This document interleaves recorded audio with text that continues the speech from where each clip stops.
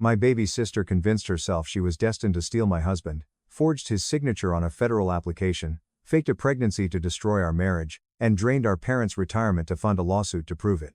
The manila folder hit the weathered wooden slats of the picnic table with a sharp, definitive slap that sounded exactly like a gunshot in the humid afternoon air. I need every single person here to see exactly who Chloe really is, Marcus said, his voice cutting through the ambient noise of the Labor Day barbecue. 40 people went completely quiet at once. Somebody's heavy metal lawn chair scraped aggressively against the concrete patio. My mother's famous potato salad sat half-served on a paper plate, the plastic serving spoon still standing straight up in the glass bowl. My father had a cold beer halfway to his mouth, and he just held it there, frozen in time, like moving a single muscle would make whatever nightmare was unfolding infinitely more real. Chloe smiled first. That was the specific, haunting detail I couldn't stop replaying in my mind for months afterward. She smiled because, for one full, delusional second, she genuinely thought this was something else entirely. She thought he was finally announcing them as a couple. Then Marcus started reading from the document. Shared destiny, he said, his voice terrifyingly flat and carrying effortlessly across the entire expanse of the backyard. Intellectual soulmates. A bold new chapter, together, far away from the small-minded people holding him back. He looked up from the printed page, his eyes locking directly onto her pale face. Those are your exact words, Chloe. From the Cascadia Urban Design Fellowship application. The one submitted with my name on it. The one I never signed. My mother made a horrific, choked sound I had never heard her make in my 32 years of life. It was something suspended between a desperate gasp and a violent cough, like the oxygen had been knocked completely sideways out of her lungs. My father slowly, deliberately set his beer down on the railing without taking a single sip. 23 feet away, standing near the edge of the freshly cut lawn, my 24-year-old sister's face drained of all blood, turning the exact sickly, artificial white of the stacked paper plates on the folding table. Marcus, I said. I remember saying his name like it was a desperate question, like I needed him to turn to me and say this was some kind of elaborate, tasteless prank.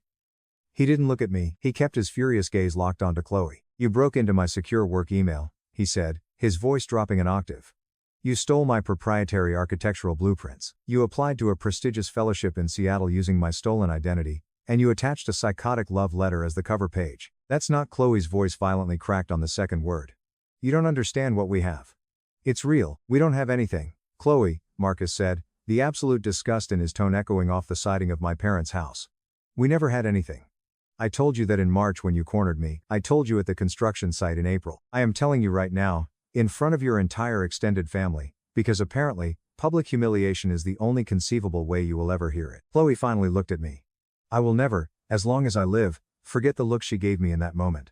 It wasn't shame. It wasn't even fear of being caught. It was pure, unadulterated betrayal aimed entirely at me, as if I were the malicious villain who had done something irreparably wrong to her. She violently snatched her designer purse off the back of a plastic lawn chair and marched through the side wooden gate without uttering another syllable. The metal latch clicked shut behind her. A small, terrifyingly final sound. 40 people stood frozen in my parents' backyard in absolute, suffocating silence, holding their sagging paper plates, watching my marriage and my entire family structure come apart in real time. I foolishly thought that was the worst moment of my entire life. I had absolutely no idea what kind of apocalyptic hell was coming for us. My name is Sarah. I was 32 years old that chaotic summer, and I had been happily married to Marcus Vance for 6 beautiful, stable years. I taught 11th grade American history at Oak Ridge High School, the exact same school I had graduated from, located just 3 miles from the quiet suburban house I grew up in. Marcus was a brilliant, meticulous structural engineer at Harrison & Cole Architects, a mid-sized firm downtown that predominantly handled complex retail builds and the occasional lucrative municipal contract. He was exceptionally good at his job.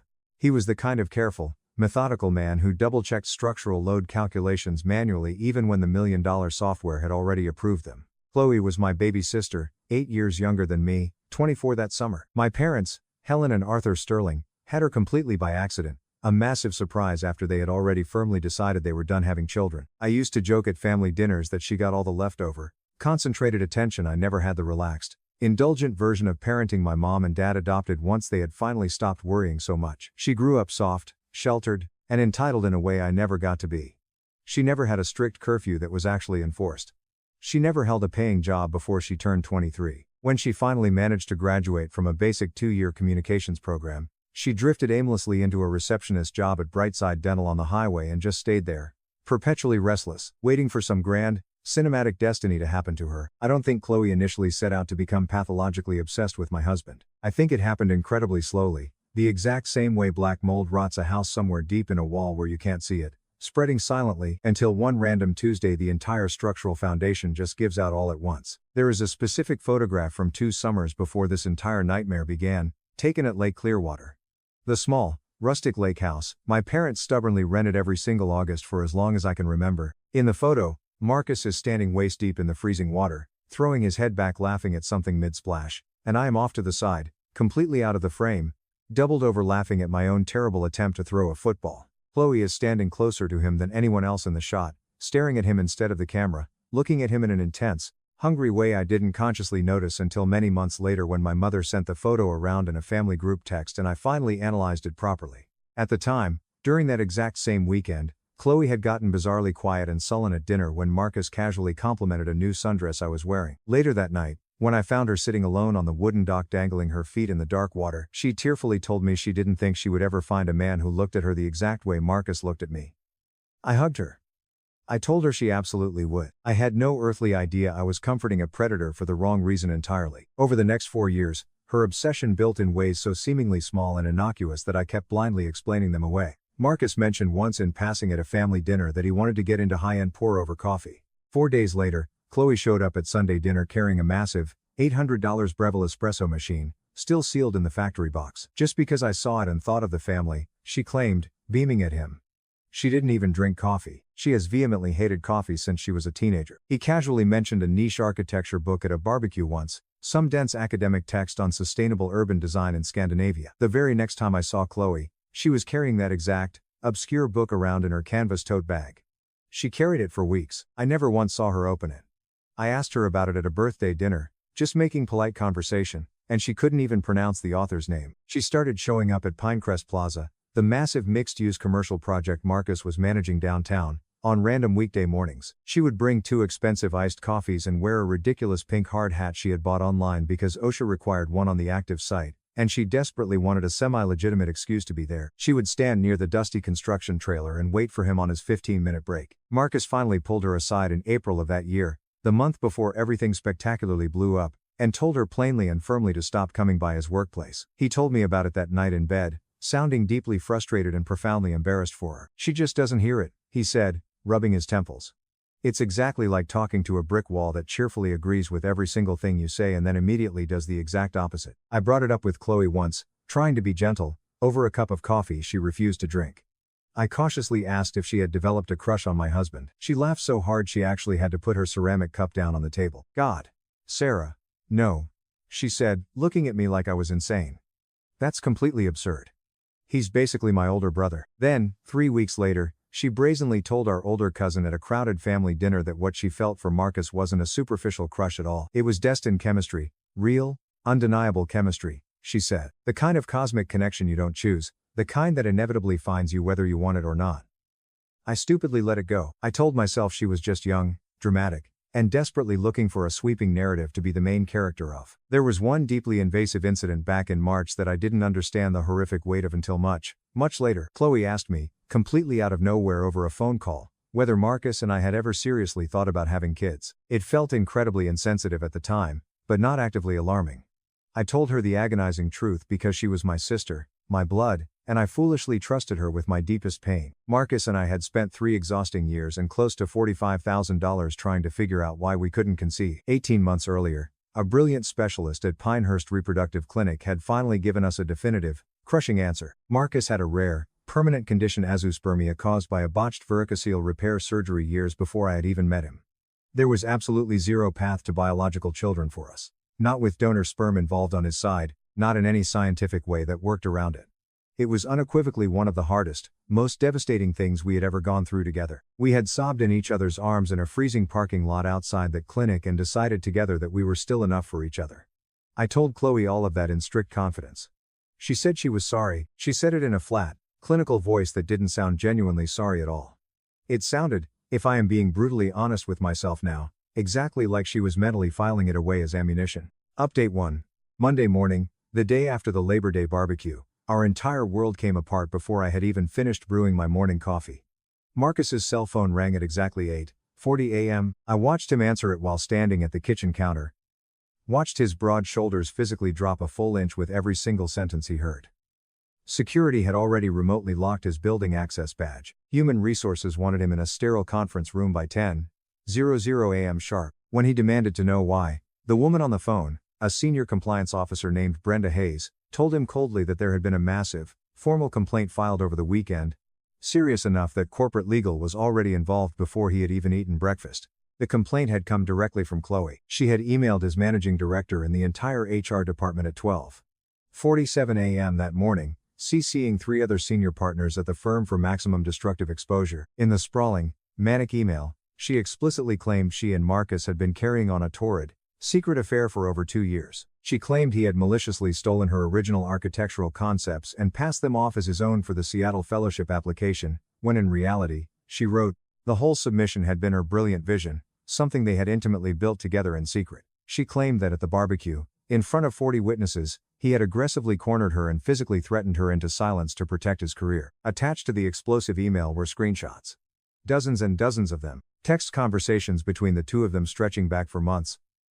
Full of intimate inside jokes, sickening pet names, references to highly specific moments, a mundane conversation about ceramic tile samples at a hardware store, a running joke about a mutual coworker's terrible parallel parking, a reference to a Mount St. Helens documentary they had supposedly watched together on a rainy night. I remembered clearly because Marcus had been home with me on our own couch watching that exact documentary. The screenshots were horrifyingly detailed, far too detailed to be hastily improvised. Whoever painstakingly built them had been paying close, obsessive attention to the minute texture of Marcus's daily life for a very long time. He was formally suspended without pay by 11 a.m. that morning, humiliated and escorted out of a building he had loyally worked in for 6 years with a pathetic cardboard box tucked under one arm. I drove downtown to pick him up. He didn't say a single word the entire agonizing ride home. He just stared blankly out the passenger window at the passing strip malls, his jaw aggressively working like he was chewing on glass he couldn't swallow. My phone rang before we had even pulled into our driveway. It was my mother. Chloe was at her house, she said, curled up in a fetal position on the living room couch, sobbing so violently she could barely breathe, showing her screenshot after fabricated screenshot on her phone. My mother's voice had a terrifying, completely unfamiliar wobble in it. Sarah, she said, her voice breaking, I don't know what to believe anymore. There is absolutely nothing to believe, I said, gripping the steering wheel until my knuckles turned white. Marcus did not do this. She is insane. She has undeniable proof, Sarah, my mother cried. She has pages of messages. Exact timestamps, locations. Why on earth would a 24-year-old girl make all of that up? I hung up the phone and sat in my car in my own driveway for 11 full minutes before I could force my legs to work and go inside. I foolishly thought nothing could possibly get worse than my husband losing his career over a psychotic lie. I was wrong within 48 hours. Wednesday night, an unknown, unlisted number texted my phone. No name, no context, just 2 chilling lines, look in his glove box. He is not who you think he is. I sat frozen on the edge of the bed with my phone burning in my hand for a long time. I told myself a grown, rational woman does not go search her husband's truck in the middle of the night because an anonymous psycho told her to. Then I went outside anyway, barefoot on the freezing concrete driveway at 10 p.m., and popped open the glove box of Marcus's truck like it might contain a live bomb. There was a crumpled municipal parking ticket folded behind the vehicle registration, dated May 14th. The street address printed on it made my blood run ice cold. 442 Elm Terrace Apartments, Chloe's building. The timestamp was 11:47 p.m. My stomach dropped so violently I actually had to sit down on the dirty curb to keep from passing out. I went back inside, slapped the ticket onto the kitchen table between us, and asked Marcus, as calmly as I could manage with my entire body shaking, to explain it to me. To his absolute credit, he didn't lie, he didn't deflect, and he didn't stall.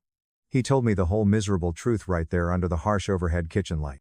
A month earlier, Chloe had texted him photos of his stolen blueprints spread out on her cheap coffee table, along with a deranged message telling him to come get them immediately or she would report him to the state licensing board for professional misconduct. At the time, it had felt like a desperate, empty threat from someone rapidly spiraling out of control. He went.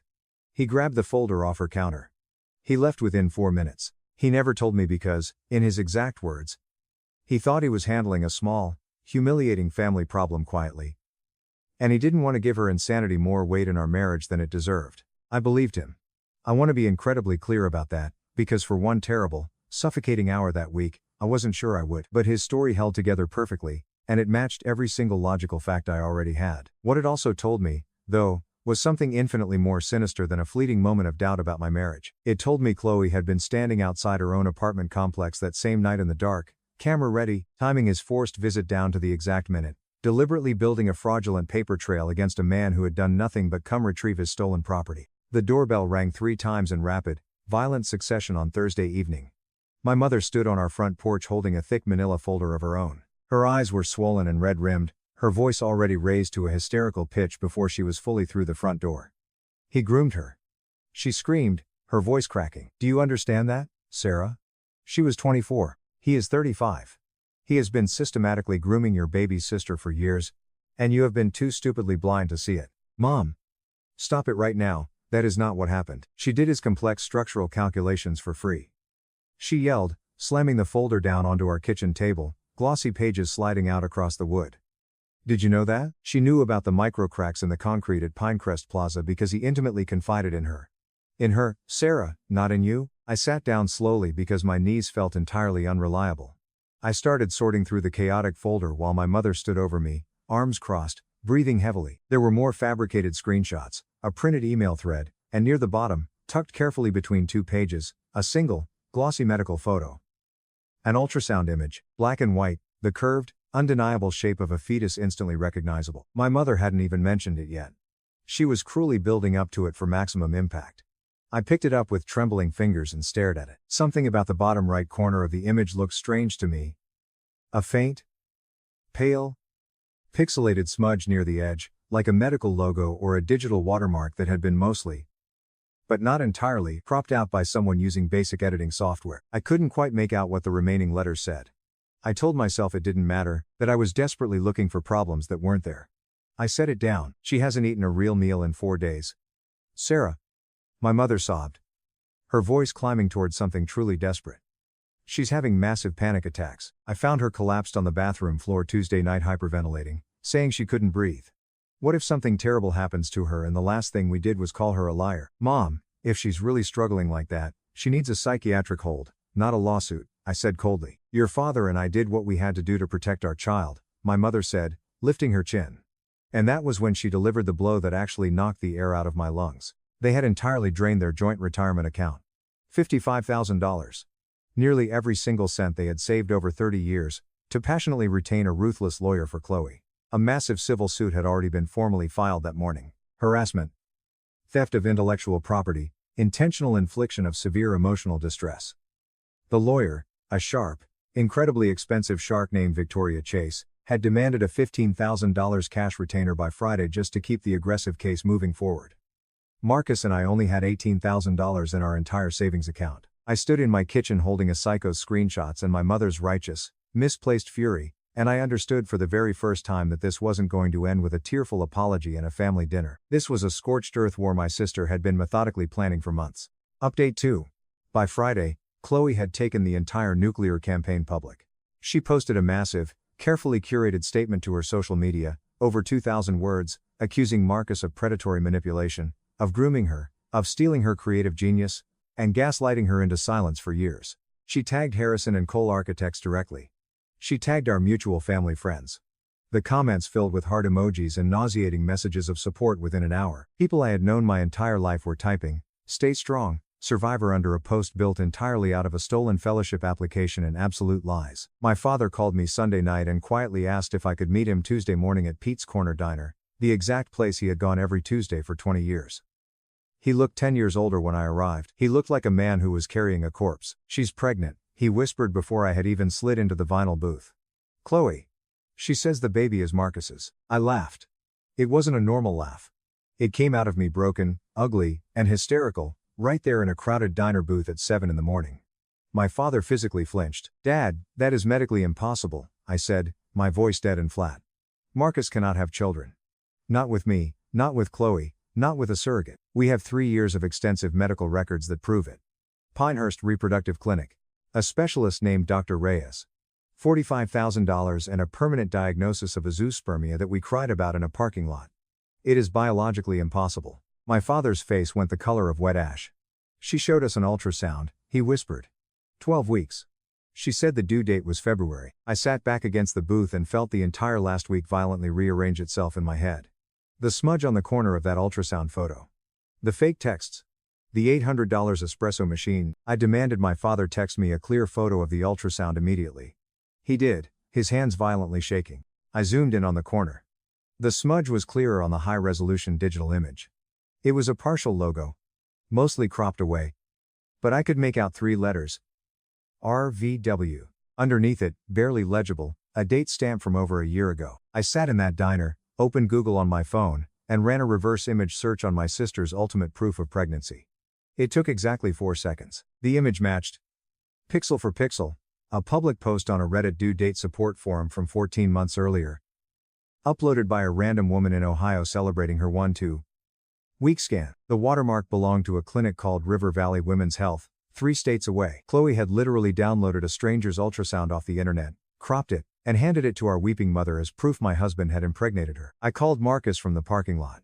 He was silent for a long time. She weaponized our infertility, he finally said, his voice terrifyingly calm. The thing that broke our hearts, she turned into a costume. Tell me what you want to do. I told him I was ending this today. I drove straight to the public library, printed the reverse image search results, the original Reddit post from the Ohio woman, the side-by-side watermark comparisons, and, as the final nail, the official medical diagnosis letter from Pinehurst Reproductive Clinic stating Marcus's permanent sterility. I called my mother and told her to be at my house with Chloe in 30 minutes. When they walked in, Chloe was already acting the victim, crossing her arms and refusing to look at me. I didn't say a word.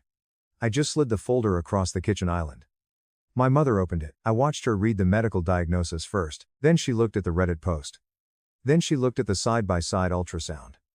I watched my mother's entire reality shatter into a million jagged pieces in real time. What is this? My mother choked out, dropping the papers like they were on fire. It's the woman Chloe stole her fake baby from, I said, my voice eerily calm. 14 months ago in Ohio. And it's the medical proof that Marcus has been permanently sterile since he was 20. Your daughter didn't just lie, Mom. She committed federal fraud. Chloe jumped up, her face twisting into something genuinely demonic. That's fake. You're faking those papers to protect him. Stop it. I screamed, slamming my hands on the granite counter so hard the sound echoed. I am done listening to your psychotic delusions. You forged a federal application. You cost him his job. You drained Mom and Dad's $55,000 retirement fund for a fraudulent lawsuit. You stole a stranger's ultrasound to convince our mother my husband cheated on me. You are a monster. Chloe's jaw trembled. And then, the mask finally slipped. The fake tears stopped instantly. Her face went completely blank, and she looked at me with pure, distilled hatred. It should have been me, she hissed, her voice dripping with venom. I saw him first at that stupid work party before you were even serious. You get everything. The grades, the house, the perfect husband. I was supposed to have that life. I deserved it more than you. The room went dead silent. My mother collapsed into a kitchen chair, sobbing uncontrollably into her hands. Chloe had just confessed to everything, not with an apology, but with a horrifying manifesto of jealousy. I told her to get out of my house and never, ever contact me again. But that wasn't the end of it.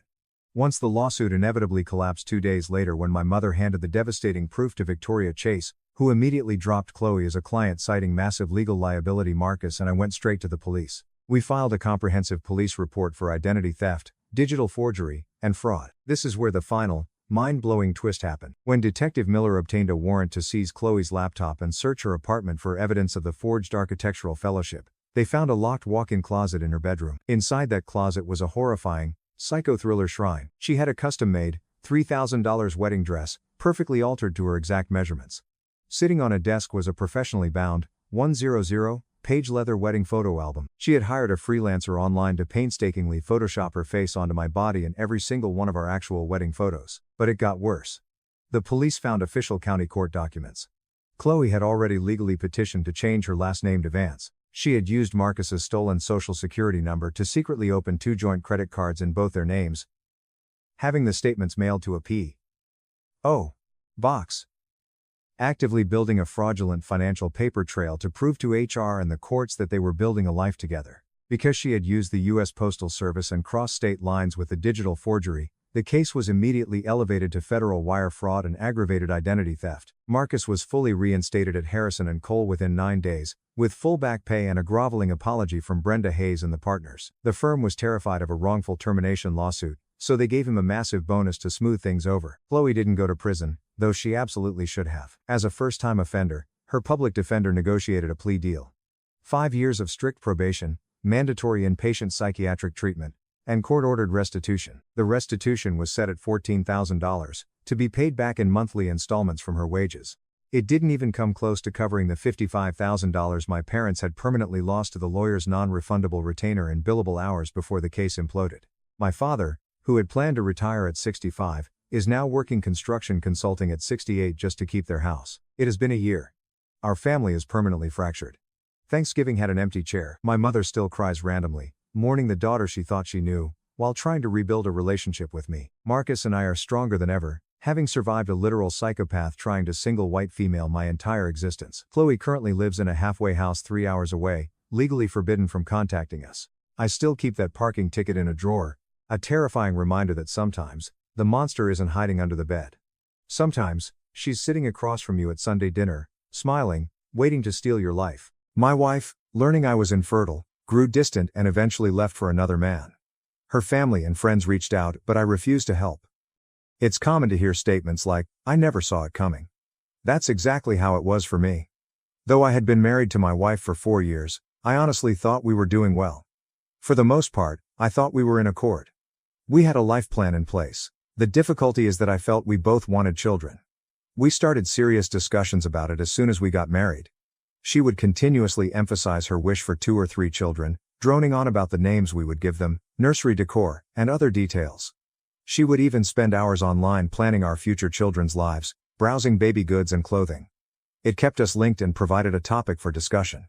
We were excited to begin this new chapter in our lives together, and everything seemed to be going as planned. But then we got some horrible news, which devastated me. After a few months of attempting to conceive, we went to the doctor to figure out what was happening. To shorten a long story short, it was me.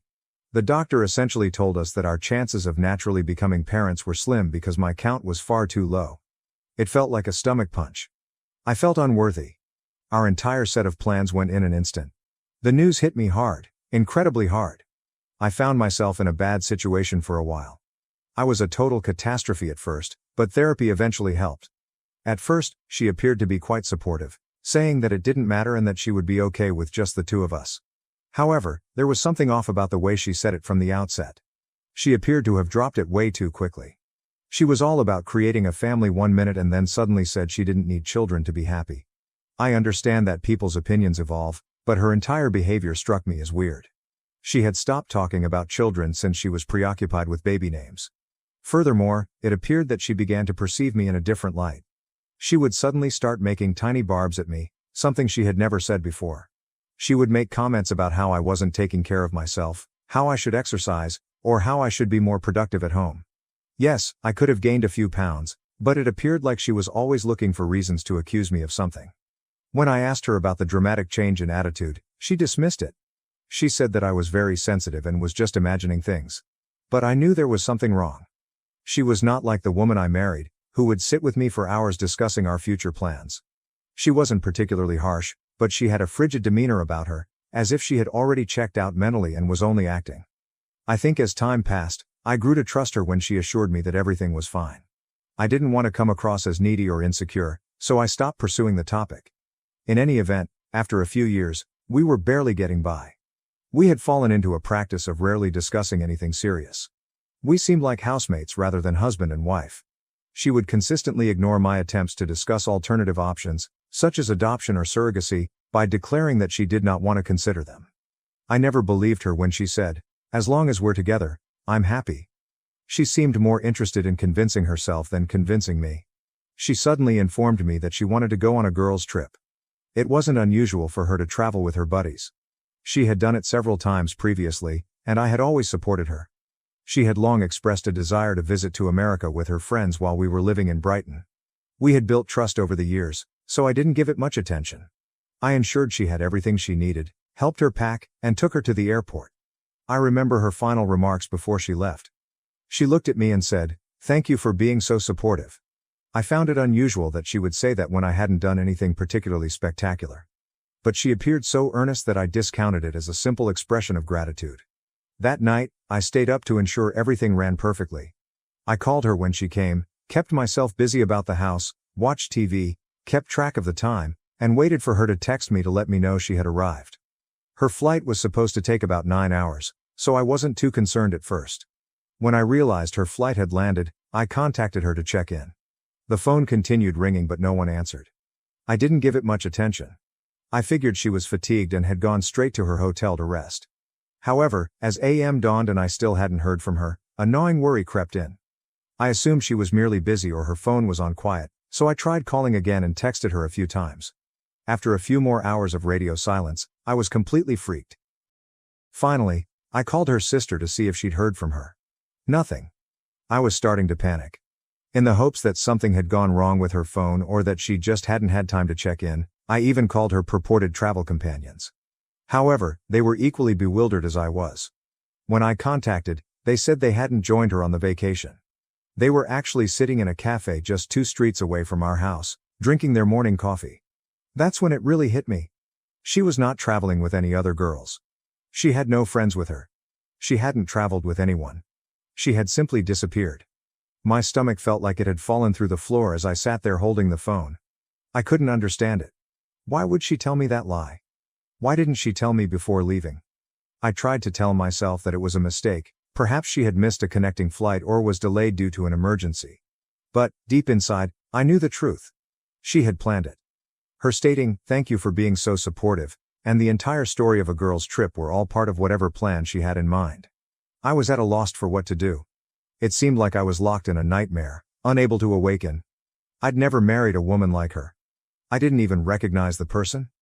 The coldness, the fact that she had stopped discussing our future, and the subtle jabs at my appearance and health, all of this immediately made sense. I just hadn't noticed. Perhaps I didn't want to see that she'd been drifting away for a time. I just sat there that night, staring at my phone, waiting for a call, a text, anything. However, nothing happened, and I knew it wouldn't. I remember lying there staring at the ceiling, and when I awoke the next morning, I assumed it was all a bad dream. However, when I noticed that her side of the bed was vacant, reality hit in. She had actually left. After packed her bag, she vanished. The promises I had made to myself the previous evening, maybe she was late, maybe her phone died, were no longer legitimate. She had plainly planned it. She wanted to leave. I was in utter denial for the first few days. I kept contacting her phone, wanting to hear her voice and get an explanation. I even left messages, hoping she'd respond. I struggled to find words half of the time, but I kept trying. However, all I got in return was quiet. Strangely, the silence made matters worse. It was as if I'd always been a stranger to her, left alone to figure out what had gone wrong. Her family was originally as astonished as I was. They had not heard from her, and her mother had no idea of her plans. In the end, I visited her family more times than I could count, desperate to meet with her mother and gain some answers. They must have felt bad for me. When I couldn't bring myself to cook, her mother would make dinners for me.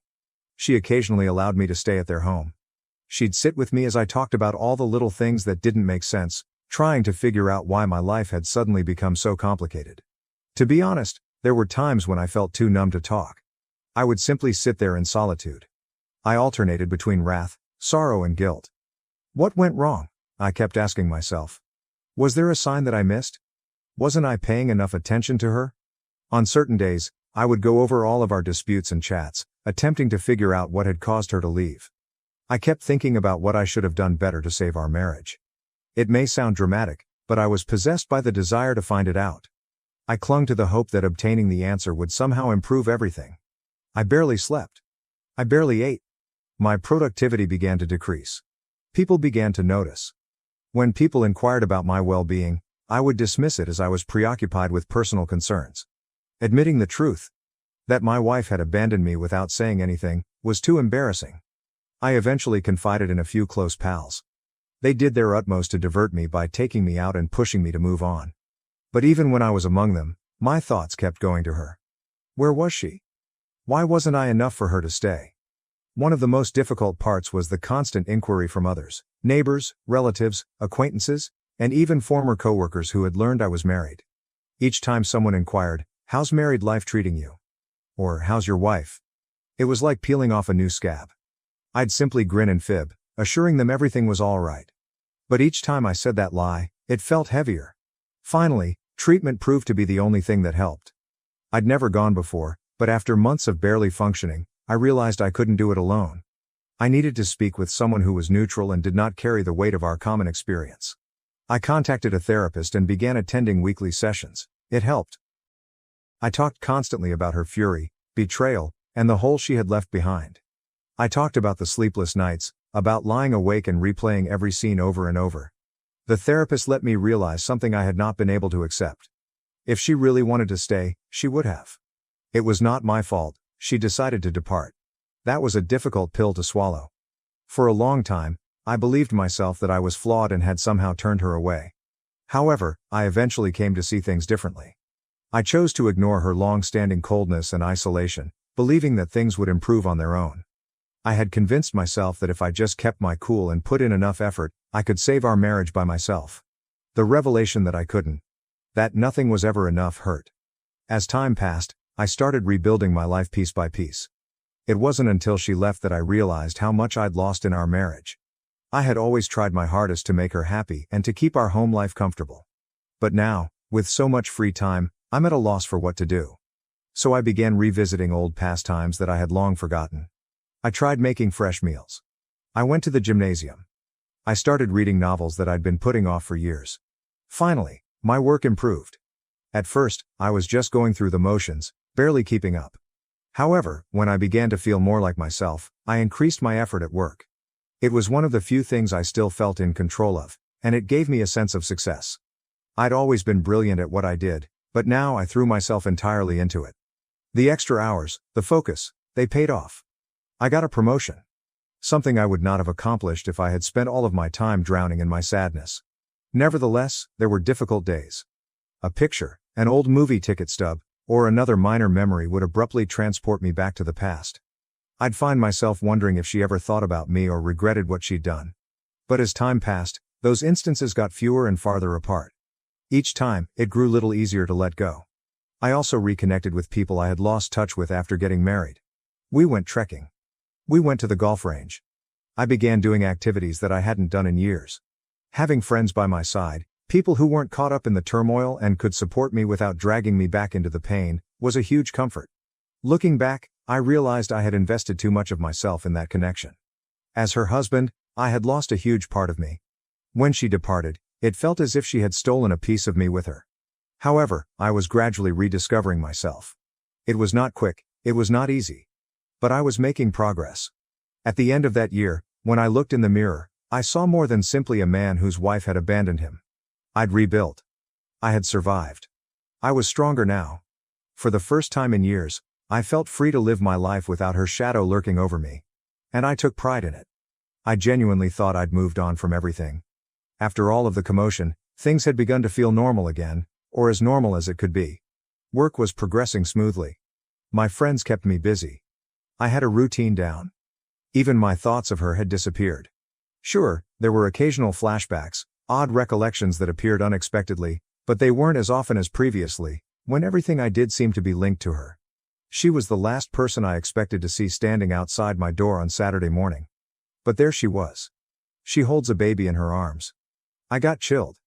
It was like witnessing a ghost. For a little while, my brain ceased to operate. She appeared nearly identical, perhaps a touch worn down, but otherwise unchanged. And the way she looked at me, as if she truly believed I would be delighted to see her, moved me. I thought I had stopped caring. But meeting her again resurfaced emotions I had long suppressed. For a minute, I stood there in silence, staring. She smiled as if nothing had happened and asked, "May I come in?" A nerve. After everything she has done, she simply walks up here, expecting me to welcome her back with open arms. However, I kept my cool and told her, "No. You can stay right there."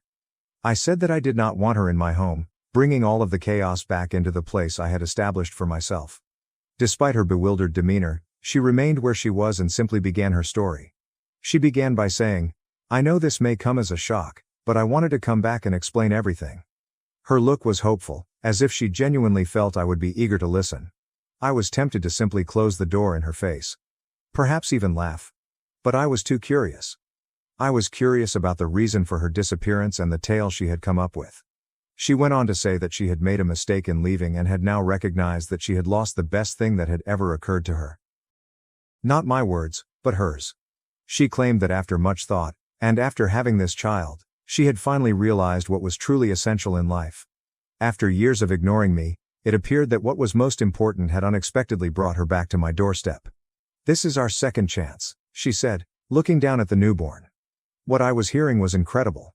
Our second chance? As if this child were some sort of miraculous reset button, allowing us to resume where we left off.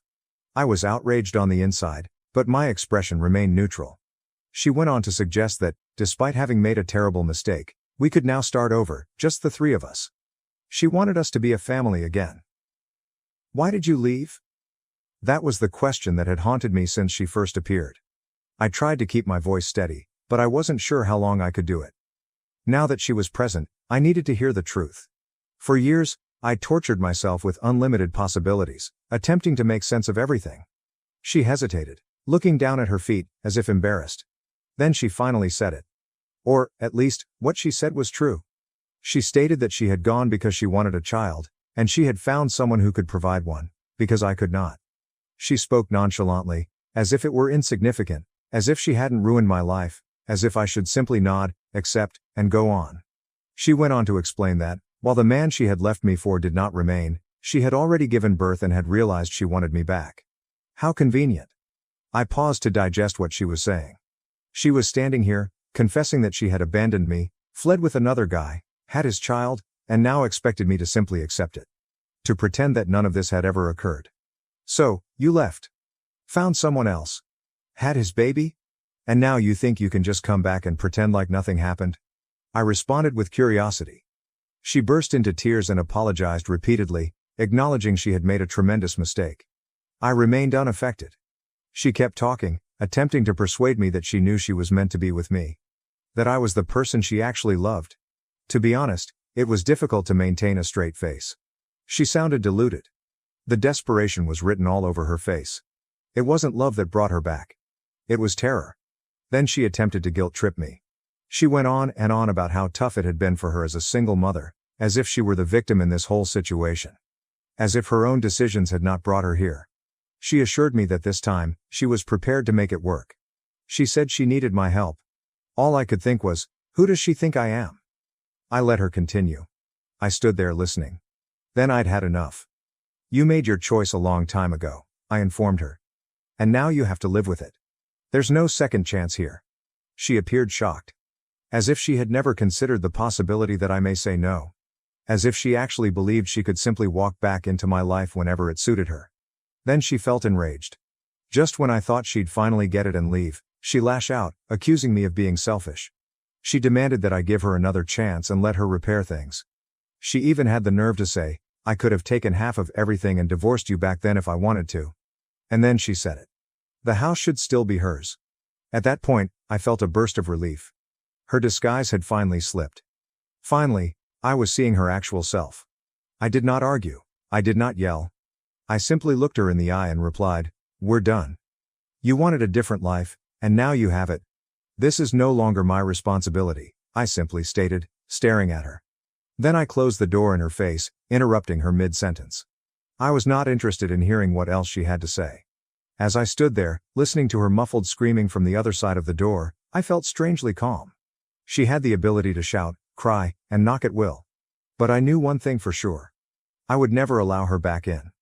The woman I had once loved and married no longer existed. In her place stood a stranger, a self-centered, entitled stranger who believed she could pick up the pieces whenever it suited her. I stepped away from the door and sat down, feeling lighter than I have in years.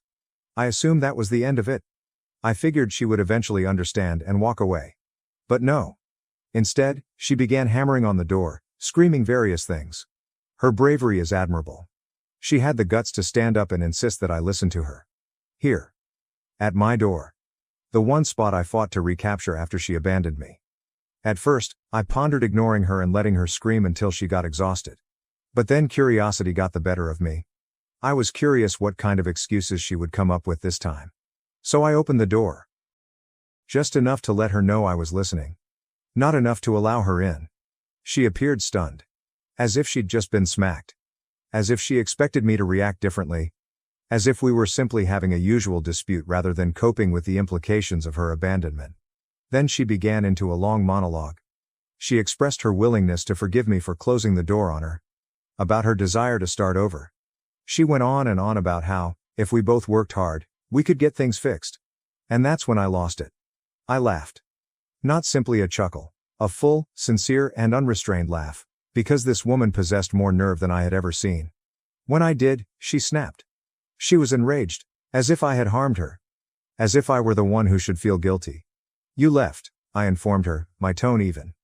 You had your chance, and you threw it all away. I'm not just going to pretend none of that happened because you feel like it. Her face turned crimson. Then she started talking about how lost she had felt after leaving. She discovered her mistake too late. You don't understand how hard it was for me, she told me. I didn't believe any of it. No, I replied. You made the decision to leave. You planned it, you lied about it, and then, you went through with it. Now, I scoffed. Now your regret means nothing. And that's when she finally gave up the act. Her entire demeanor changed. The gloomy, remorseful woman was gone. In her place was the bitter, greedy individual she had always been. She attacked me. She accused me of being harsh and not having the grace to give her another chance. Then she said it. If I'd wanted to, I could have taken everything from you back then. I could have taken half of everything you own. She genuinely stated that. I just stood there, staring at her in bewilderment. This woman, who had abandoned me without saying anything, now claimed she was deserved something for not screwing me over even more. As if she deserved recognition for not being as bad as she could have been. So, what? Am I supposed to be grateful? I requested an explanation.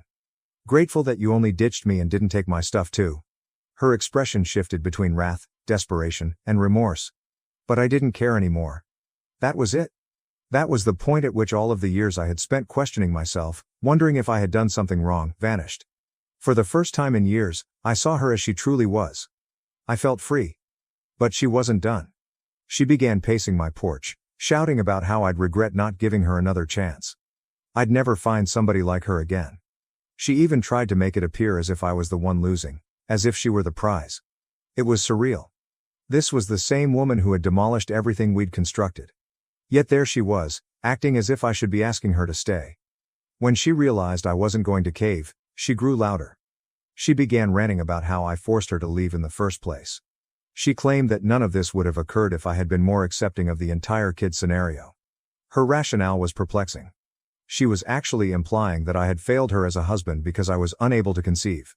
As if this validated her decision to have a child with someone else. The mental gymnastics were incredible. To be honest, I was stunned that she was attempting to blame me for her actions. I glanced at her and commented, "Look, if you wanted a kid that badly, you could have just told me the truth. You didn't have to lie to my face and pretend everything was fine while planning your escape." She gave no response. She simply gazed at me, as if I had hit her. But I did not let her talk. "You made that decision entirely on your own," I continued. "And now you have to live with it. That's not my problem."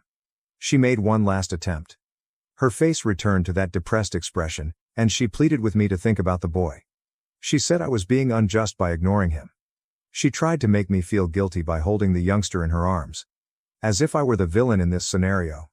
But I was not buying into it. "I don't know that child," I informed her firmly. "I have nothing to do with him.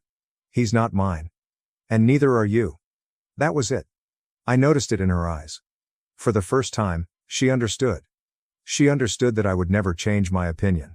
I would never allow her back into my life. The wrath in her expression dissipated, to be replaced by something else, perhaps regret. Or maybe she was just frustrated because her manipulation wasn't working. I didn't care. She had expected me to fold, forgive, and accept her back. But she was nothing to me now. She waited there for a few more seconds, as if waiting for me to reconsider my decision. I didn't utter another word.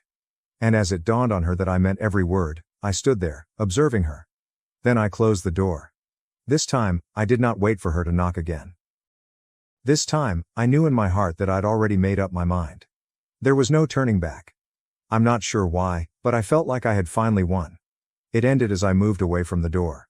She'd spent a lot of time attempting to manipulate her way back into my life. But I had freedom. There would be no second chances for either her or us. She was now merely a memory, something I had finally put behind me. And for the first time in years, I felt as like I could breathe again. After so many years of pain and guilt, I felt at peace. And you know what? It was pleasurable. When I closed the door behind her, I felt a strange sensation of calm sweep over me. I no longer felt sad. I was not furious. I wasn't even astonished anymore. It was as if all the years of effort I had put into her had vanished, along with the pain, guilt, and never-ending wondering. I was prepared to go on. Because I had finally received the closure I had never known I needed. This time, it was really over. However, life never ends smoothly. A few days later, I received a text from her mother. She apologized. She expressed her embarrassment at how her daughter had handled everything. She had tried to reason with her, but it was evident that it had not worked. Her mother was a kind woman. She had been kind to me when her daughter departed, and I could tell she was genuinely upset about the situation. I didn't have anything against her. However, I did not want to be dragged back into any of it. So I just answered, "Thanks for checking in," and left it at that. I wasn't going to waste time justifying my decisions, and I wasn't going to give her mother any additional information. She knew it was over because she understood. Over the next few weeks, I discovered bits and pieces via social media and mutual relationships. She had allegedly moved back in with her parents, and things were not going well. The child's father, the man she had left me for, was not involved at all. He had bailed. She was left to figure things out on her own, as he had apparently not committed to the long term. Few people wanted to help her. She'd burned almost every bridge.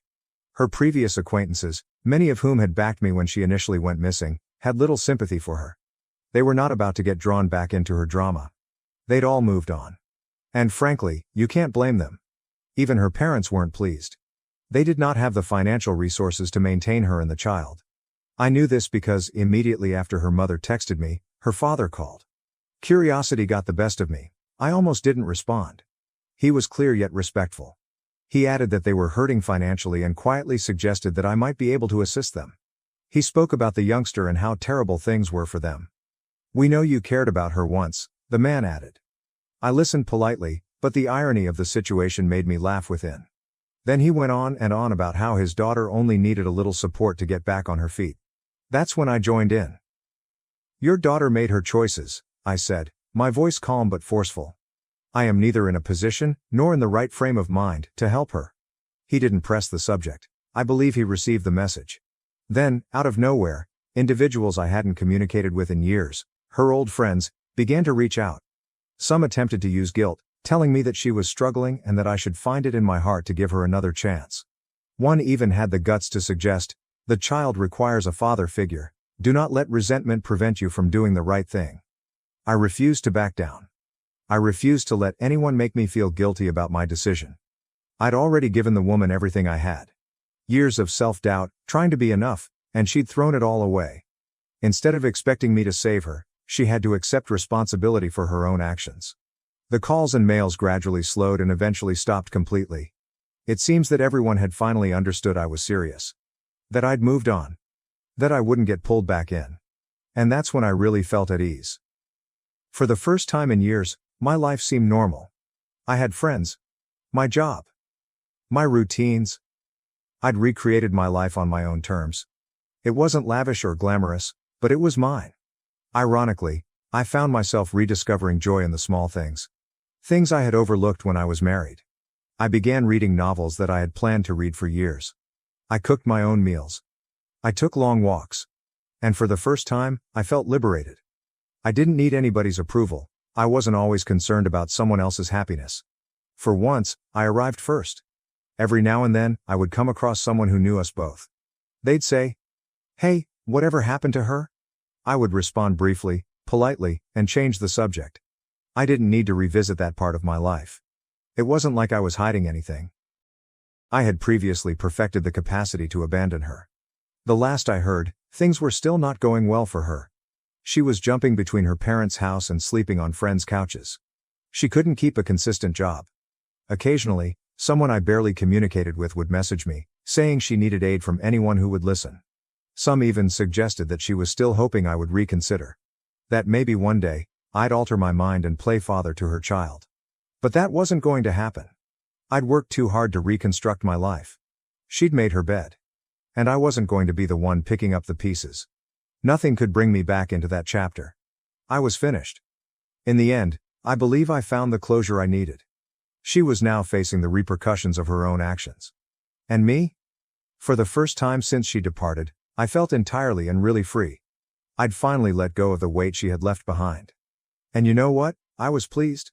Not in a big dramatic way. Just content, and it was enough.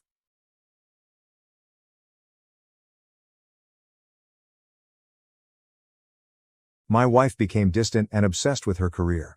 I discovered her affair when I found evidence of her planning a future with another man. 48 hours later, she had nothing, and the electrician she underestimated had the power cut, and now she is begging. Hey everyone, before we jump into today's video, I need your help. We've noticed the channel is losing some traction, and subscribing is one of the best ways you can support us. It's quick, free, and it helps us keep bringing you awesome content. Your support means the world. Let's keep this channel growing together. Thanks so much. Now, let's start the video. What's up, Reddit? Never thought I'd be one of those guys posting their relationship drama online, but here we are. I'm going to lay out the whole show that's been my life these past few months.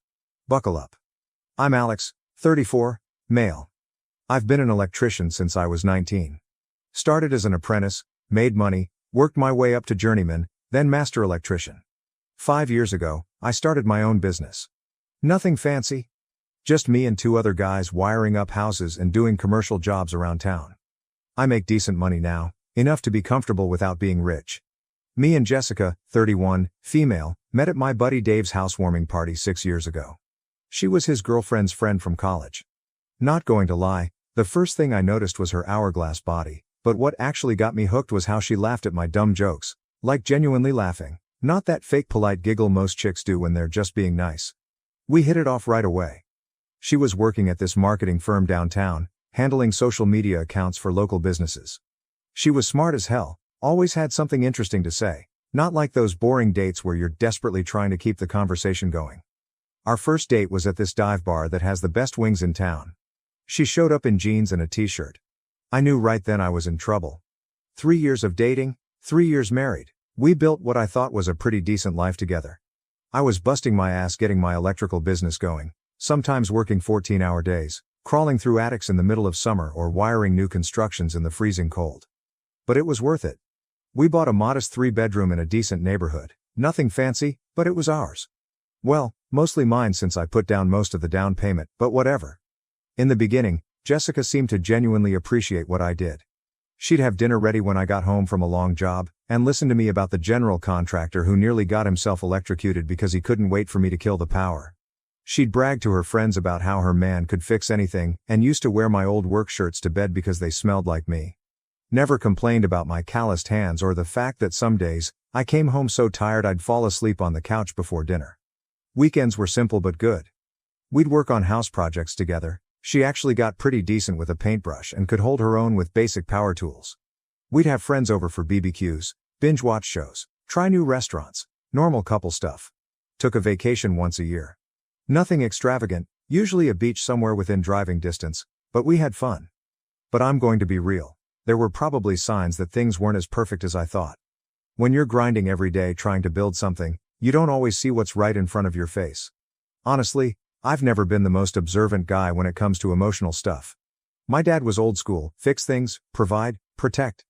Talking about feelings wasn't exactly part of the training manual. Things were good for the first couple of years of marriage. We talked about kids but agreed to wait until my business was more stable and she got to a better position at her company. We had a decent little savings building up, I was landing bigger contracts, she got a promotion, everything was on track. Her family liked me well enough. Her dad appreciated that I worked with my hands and built something from nothing. Her mom was always a bit snooty, typical suburban Karen who thought her daughter would have landed a doctor or lawyer, but I won her over by fixing everything in their house whenever we visited. Nothing builds goodwill with the in-laws like solving the plumbing problem that's been driving them nuts for months. My family loved her. My mom was just happy I found a girl who could put up with me.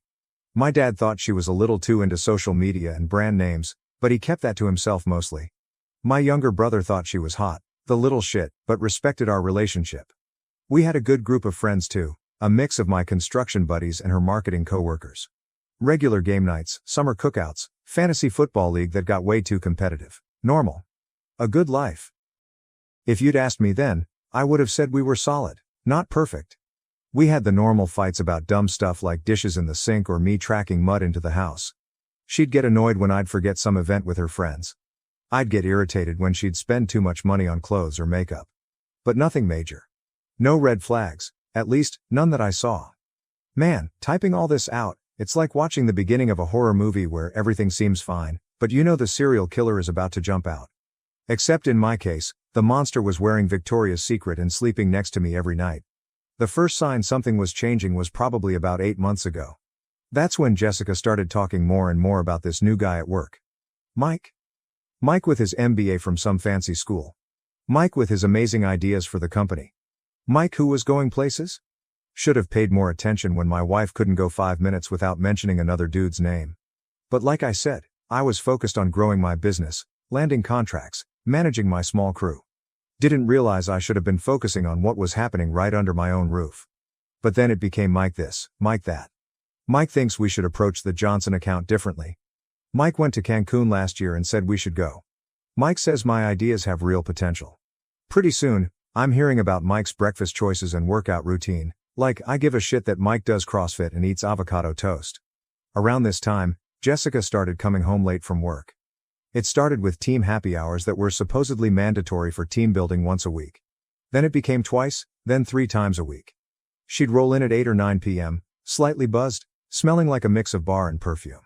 When I'd ask about her day, she'd get this distant look, like she was mentally somewhere else. She started making these little comments about how her college friends were doing so much with their lives.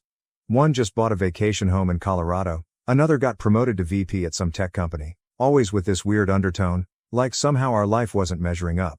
Mike says I have real management potential.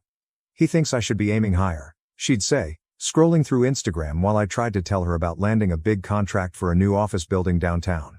Like my success meant nothing because I wasn't wearing a suit to work. Then came the appearance changes. She started dressing differently for work, clothes I'd never seen before, more makeup, a new hairstyle, new perfume that probably cost more than my work boots. She started going to get her nails done every week instead of every few months for special occasions. The gym was next.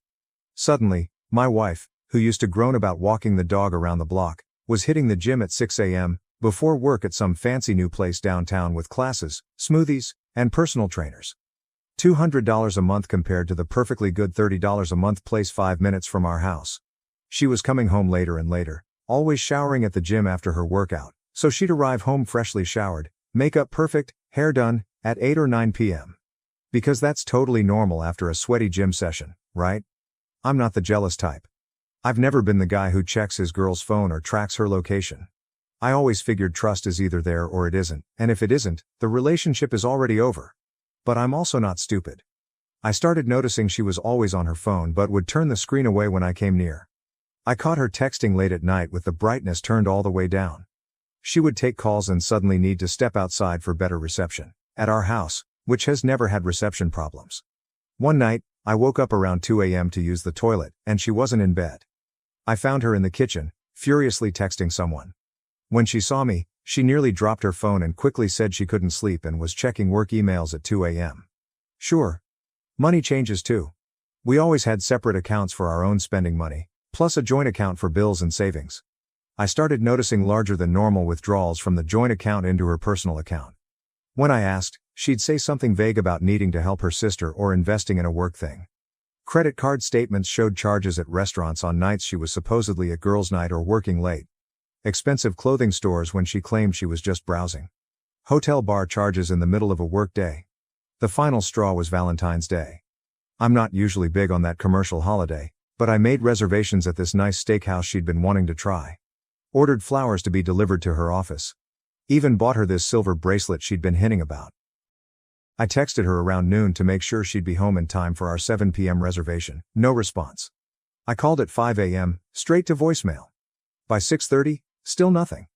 I ended up sitting on the couch in nice clothes with flowers wilting on the table and a cold bracelet box in my pocket. She finally strolled in at 11 p.m., clearly drunk, saying there was a work crisis and her phone died. She didn't even notice the flowers or my dress clothes, just went straight to bed. The next morning, she acted like nothing happened. When I brought it up, she got defensive, saying I was overreacting and making her feel guilty about having to work late. That's when I knew for sure something was up. The Jessica I married would have at least felt bad about missing Valentine's Day, would have apologized, tried to make it up to me. This new Jessica just seemed annoyed that I expected her time and attention at all. I'm a pretty straightforward guy.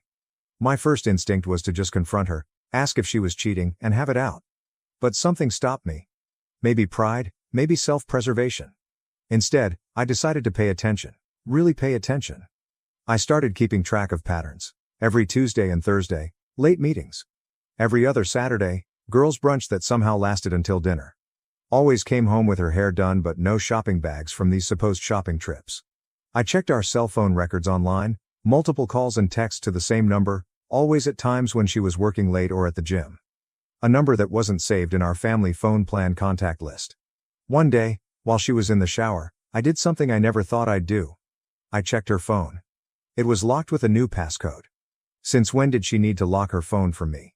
We used to know each other's passcodes, not because we were checking on each other, but just for convenience. Then the work events started. Company parties, client dinners, team outings, that I was suddenly not invited to. It's just for employees, or it would be boring for you. The Jessica I married used to love showing me off to her coworkers, introducing me as her sexy electrician husband. I'm not the most observant guy with relationship stuff, but even I couldn't ignore what was happening. My wife was pulling away, building a separate life that I wasn't part of.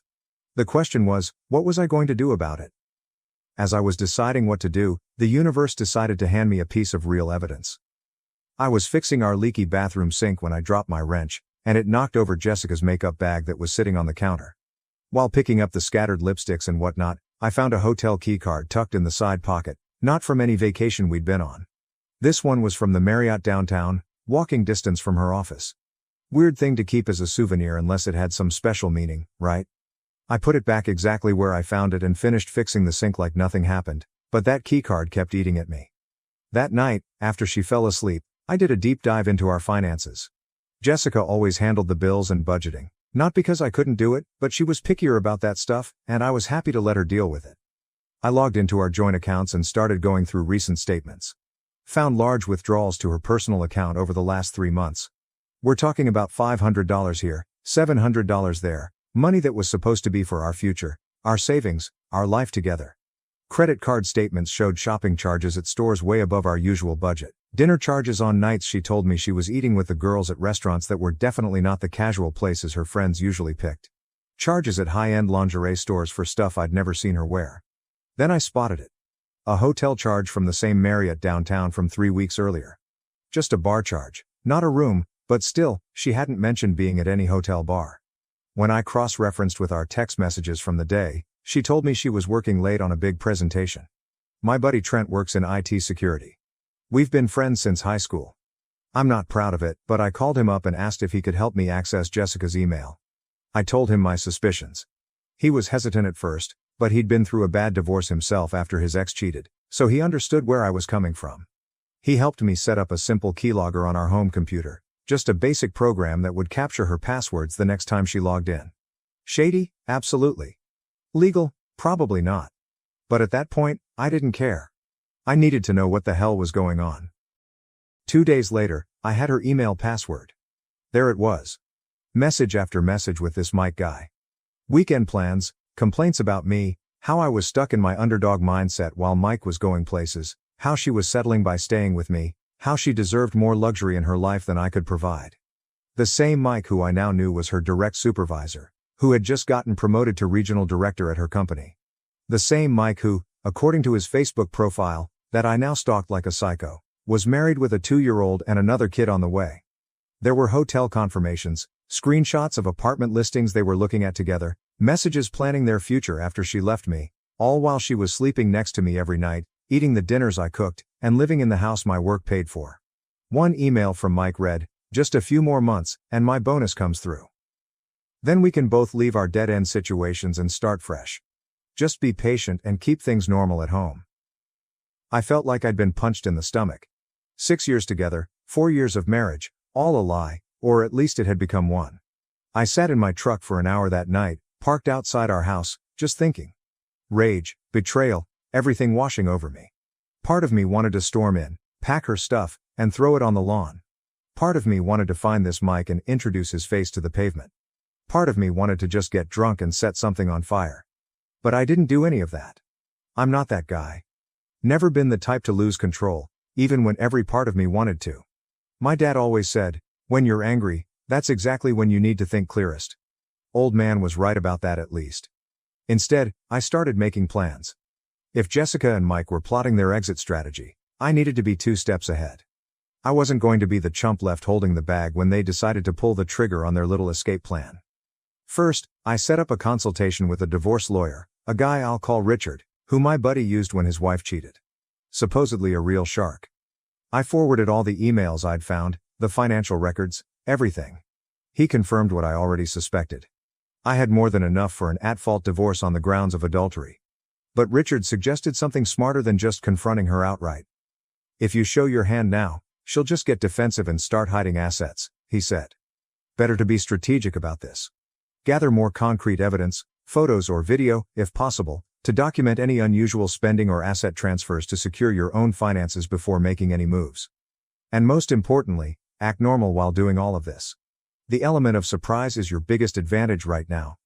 Once you confront her, the game changes completely. A game, that's what my marriage had become. A game of chess where I needed to anticipate her moves and counter them before she even made them. The next day at work, I couldn't focus. I almost electrocuted myself because I was distracted, thinking about Jessica and Mike planning their new life together while I was busting my ass providing for us. My apprentice, Tommy, actually had to step in and remind me to test the circuit. Kid saved me from a nasty shock. Embarrassing. That night, when Jessica came home late as usual, I forced myself to act normal. I asked about her day, listened to her lies about a stressful client meeting, and even managed to kiss her goodnight without throwing up in my mouth. While she slept, I started making lists on my phone. Assets to protect, accounts to separate, people who needed to know what was happening, and people who didn't. A timeline for how this would all go down. The next morning, I texted her that I might have to go out of town for a big electrical job, a commercial building in Phoenix that needed a complete rewiring. I'd probably be gone for about 2 weeks. I asked if she'd be okay holding down the fort alone. Her response was so enthusiastic it was almost comical. That's great, babe. Such a good opportunity for you. I'll be fine here. Don't worry about me. I bet you will be, I thought. I bet you will be. The trap was set. Now I just needed to put the rest of my plan in motion. I made a big show of packing, loading my truck with tools, kissing her goodbye. I even stopped by my parents' place on the way out so they'd think I was really leaving. Told them not to mention anything to Jessica if they talked to her. I said I wanted to surprise her with a gift from the money I'd make. Mom thought that was sweet, if she only knew. Once I was clear, I circled back to town and crashed at my buddy Tony's empty rental property about 15 minutes from my house. He's been through his own divorce nightmare, so he got it. I needed eyes on my house, so one of my friends, Kevin, who installs security systems, hooked me up with some discreet outdoor cameras I could monitor from my phone. We set them up when Jessica was at work, one watching the driveway, another on the front door. Nothing inside the house. I'm not that kind of creep, and honestly, didn't want to see what might happen in my own bedroom. The first day was quiet. Jessica came home, ordered food, watched Netflix, sent me some miss you texts that I answered with equally fake enthusiasm. Second day, around 7 p.m., a black Audi pulled up. Out steps Mr. Regional Director himself. Tall, gym body, expensive watch. Catching the street light, I could see he brought wine. They stayed until 3 a.m. I got it all on video, the arrival, the way they kissed at the door. Definitely not their first time. How comfortable he looked walking into my house with an overnight bag like he owned the place. Same happened 3 more times that week. Once they left together in the morning, she called in sick while they spent the day, who knows where. They ate dinner on my deck, drank my expensive whiskey I'd been saving. They even took my boat out that I busted my ass to buy. While watching this show, I wasn't just sitting around feeling sorry for myself. I called my dad first, showed him everything. He was pissed but focused. What's the plan, son? He asked. Need to protect what I've built, I told him. The next few days were a blur of preparation. With Richard, my lawyer, we secured my business since it was already an LLC in my name only. I set up new bank accounts, transferred my work equipment to the business name, changed beneficiaries on everything, and stored important documents and irreplaceable stuff off-site. Most importantly, I had papers drawn up giving my dad temporary power of attorney over my business and moved half our savings to my new account, leaving her exactly half, everything above board and documented through my lawyer. By day 10, I had everything I needed: videos, emails, financial records, and a solid legal strategy. Just one more chess move before confrontation. I anonymously sent all the evidence to Mike's pregnant wife. She deserved to know before making life-altering decisions, just like I wished someone had done for me. With that final piece in place, I was ready to head home a day early from my business trip and watch Jessica's face when she saw me. So, I drove home a day early from my Phoenix job, ready for the big confrontation. I had this whole speech prepared in my head, kind of expecting to catch Jessica and Mike in the act, maybe get some more video evidence. But life's full of surprises, ain't it? I pulled into the driveway and noticed something off right away. Her car wasn't there. Weird, since my security cam showed it parked there just 3 hours earlier. Figured maybe she went grocery shopping or something. I walked in, and the house felt empty.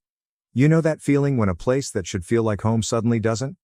The air was different, quieter. I called out her name, nothing. I checked the kitchen, the living room, then headed to our bedroom. And that's when it hit me. Her side of the closet was completely cleared out. Dresser drawers empty. Bathroom counter missing all her expensive creams and makeup.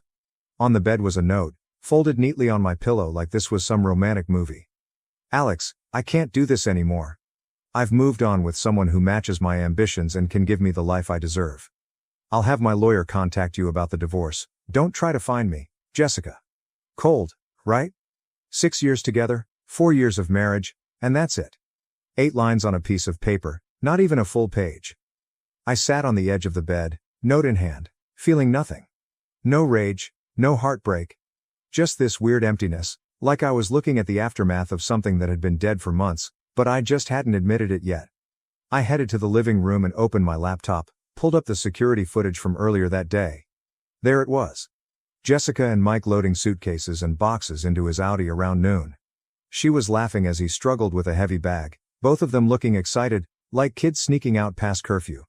I spent the next few hours making lists: bank accounts, credit cards, passwords, utilities, all the practical stuff that needs handling when your wife decides to vanish. I changed the locks, changed every password she might know, and called Richard, my divorce lawyer buddy, to get the ball rolling. While checking our accounts, I noticed something interesting. She'd cleared out her personal checking account but hadn't touched our joint savings. Either she forgot in her rush to start her fancy new life, or she was planning to come back for it once things settled. Then it hit me, the safe in my home office. I opened it, and yep, all her important documents were still there: birth certificate, passport, social security card, everything you need to function as an adult in this country. She'd been in such a hurry to bail that she'd completely forgotten the basics. Stupid. I picked up my phone to text her about it but stopped. Richard's advice came back to me. Don't engage. Don't engage until we have everything in order. Let her make the first mistakes. Instead, I called my dad, explained the situation. He came over quickly. We sat on the deck talking while I transferred half our savings to a new account in my name only, leaving her half in the joint account. I'm not a thief, but I'm not a sucker either. Dad stayed over that night. Good thing too, because around 3 a.m., my phone started blowing up, text after text from Jessica. Just realized I left some important things. Can we arrange a time for me to pick them up? Alex, please respond. This is childish. They're my documents. I need my passport for a new job opportunity. I shut off my phone and went back to sleep. Let her sit with her poor planning for a while. The next day was weirdly normal. I went to work, wired a new construction site, made small talk with my crew. Nobody knew my life had just imploded, and I didn't feel like sharing. I checked my phone at lunch, 27 missed calls, voicemails ranging from sugary sweet to threatening legal action. Mike had even called twice, trying to sound all authoritative about personal property law.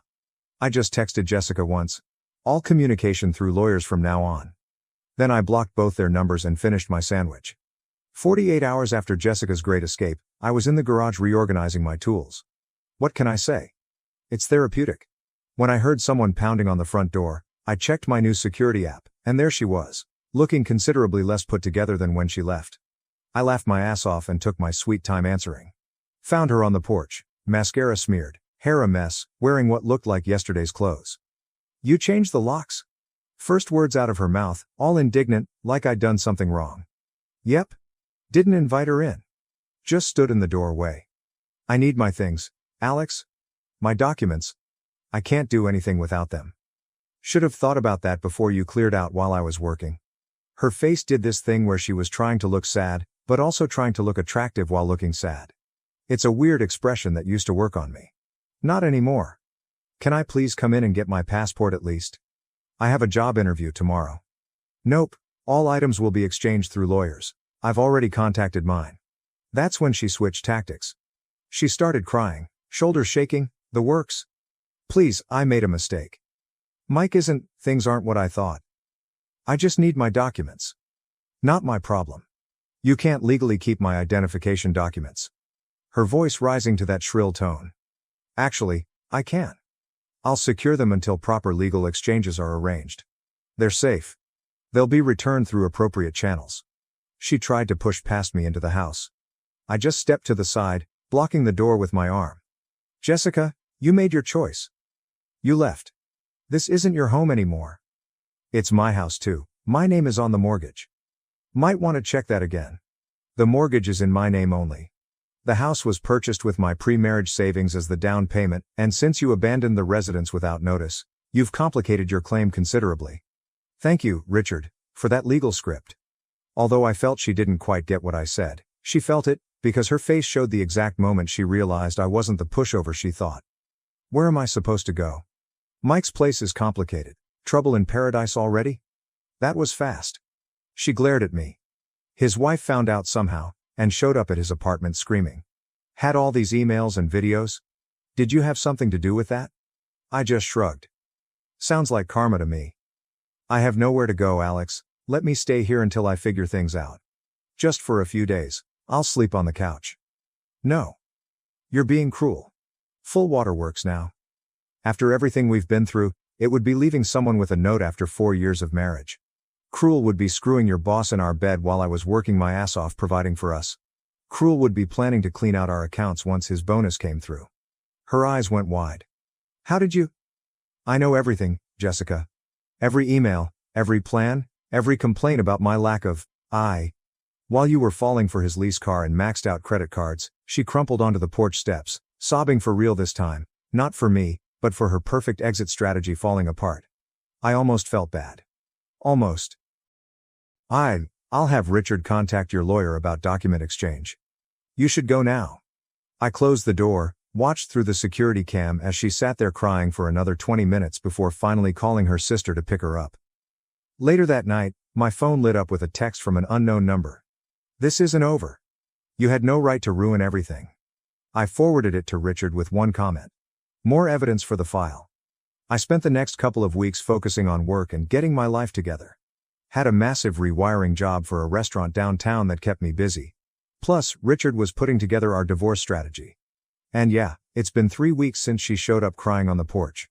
The document exchange finally happened, supervised by both our lawyers at Richard's office. Jessica showed up looking rough. Dark circles under her eyes, wearing clothes I recognized from 2 seasons ago. Guess the fancy shopping sprees were over? She tried to corner me before the meeting. We need to talk privately, Alex. Nothing to say that can't be said in front of the lawyers. Richard was a beast. Had everything organized, documented, ready for signature. Jessica's lawyer looked annoyed the whole time, probably because she kept interrupting him to make emotional appeals directly to me. I made a horrible mistake, she said at one point, reaching for my hand across the table. We could work through this. I moved my hand away. We're here to exchange documents, not reconcile. Her lawyer finally had to tell her to stop because she was making things worse. That seemed to wake her up to the reality of the situation. As we were wrapping up, I found out through Richard that Mike's situation had imploded spectacularly. His pregnant wife, Emma, had filed for divorce with evidence of multiple affairs, not just with Jessica. The company fired both Mike and Jessica for violating policy about manager-employee relationships. He was facing possible legal action from the company for using business trips to conduct his affairs. Jessica had been staying with her sister but wore out her welcome after a week of crying and drama. I also heard that she tried moving in with Mike, but that lasted all of 3 days before reality set in. 2 unemployed people with mounting legal bills in his expensive apartment that turns out he could barely afford when he was employed. Meanwhile, my life's been improving. The business is doing better than ever. Landed 2 major commercial contracts that will keep us busy all year. Bought a new truck, not to show off, but because I actually needed one for work. The divorce is moving quickly.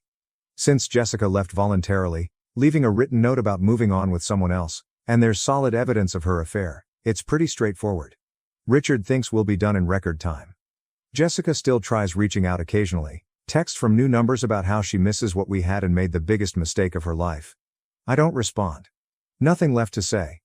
Last I heard, she moved back in with her parents in Ohio. And I'm pretty sure that Mike's sleeping on his brother's couch and working at DoorDash to make child support payments. Their grand romance lasted less than a month. In the real world, some of my friends ask if I regret how I handled everything. If I was too harsh or calculated. I tell them the same thing. When someone shows you who they really are, believe them. And when they're planning to screw you over, there's no shame in protecting what you've built. My old man told me something that stuck. In electrical work, you always plan for the worst case scenario because it only takes one mistake to kill you. Turns out that applies to marriages too. Life's not perfect now, but it's real. And it's mine. Met that chick at the job site the other day. Been grabbing coffee after work a couple of times a week, and I'm already developing feelings for her. Nothing serious yet, but there's something about a woman who can thread a pipe and talk circuit breakers that just works for me. She laughs at my dumb jokes. Lisa thought she's the only woman on earth who laughs at my jokes, and she doesn't look at her phone every 5 seconds when we're together. Crazy how you don't realize what you're missing until you actually have it. No regrets. Thanks for coming to my TED Talk, Reddit. You guys helped more than you know. Edit. Holy thanks for the gold. To answer the most common question, no, I won't take Jessica back. Not even if she changes some wires. Once crossed, can't be fixed. I secretly learned my fiancé's language after his mother insulted me. On our wedding day, I used it in my speech to expose her in front of everyone. I am engaged to a beautiful man. He's not from around here. He came to this nation for college, which is where we met. We were in the same program. He's the kindest and most kind guy I know. He always treats me with such love and respect. I couldn't ask for a better spouse. We get along well, and things are usually rather easy between us. I'm head over heels for him. The issue, and it's a major one, is his mother. She doesn't like me, and that has been clear from the beginning. I've tried to be polite and considerate. I've attempted to get to know her, but nothing seems to work. I believe, and my fiancé concurs, that it is because I am white. His mother wished he would marry someone from their own nation. It's not just that she disapproves. She intentionally makes me feel uncomfortable, which is quite difficult. It puts a strain on things, even if my fiancé and I are content. It's like a perpetual shade over our relationship. The first time I met his parents was a complete mess. We went over to their place for dinner, and his mother snubbed me the moment I came in. I tried to say hi and be nice, but she refused to acknowledge me. It was as if I wasn't even present. My fiancé did his best to involve me in the conversation, but his mother refused to speak with me at all. Despite the fact that I knew she spoke English, she spent the entire evening speaking only in her own tongue to her son and husband. It left me feeling quite uneasy and out of place. My fiancé, and even his father, was uneasy about the whole thing. Dinner itself was really silent and tense. I felt like I was invading a private family moment, despite the fact that I was only supposed to be a visitor. I didn't just feel excluded from the talk. I also felt physically separated from them at the table. To make matters worse, as I reached for one of the plates, she took it away and served it to her husband and kid first, ensuring that I was the last to receive anything. My fiancé was very horrified. He apologized repeatedly on the way home. He kept expressing how awful her behavior was, and how sad he was that I had to go through it. He promised me that if things didn't improve, we would have less contact with her. He didn't even wait for my response before apologizing and defending myself. He appeared to be as upset as I was, if not more so. The entire meeting was unpleasant, and it gave me a good indication of what I was in for. Of course, even after that dreadful first meeting, I had to see his mother on several occasions. It was his birthday, and he wanted to celebrate with his family, including me. I understand how much he loves his family. Each time, I found myself battling my own emotions. I wanted to be there for my spouse, but I was afraid to go. I hoped things would improve, but she remained as cold and disinterested as before. It became a pattern. She would point to my hair, features, or clothes and make comments in her home tongue before laughing. It was clear she was making fun of me. She once pointed at my hair and commented on how it resembled a bird's nest. Then she inquired loudly if I even knew how to care for myself, before laughing again. My fiancé became very defensive and began arguing with her. But when I asked him what she was saying, he simply brushed it off and attempted to change the conversation. Later, he revealed that his mother had made a comment about my huge nose and pale skin. He clearly did not want to repeat the hurtful things she was saying.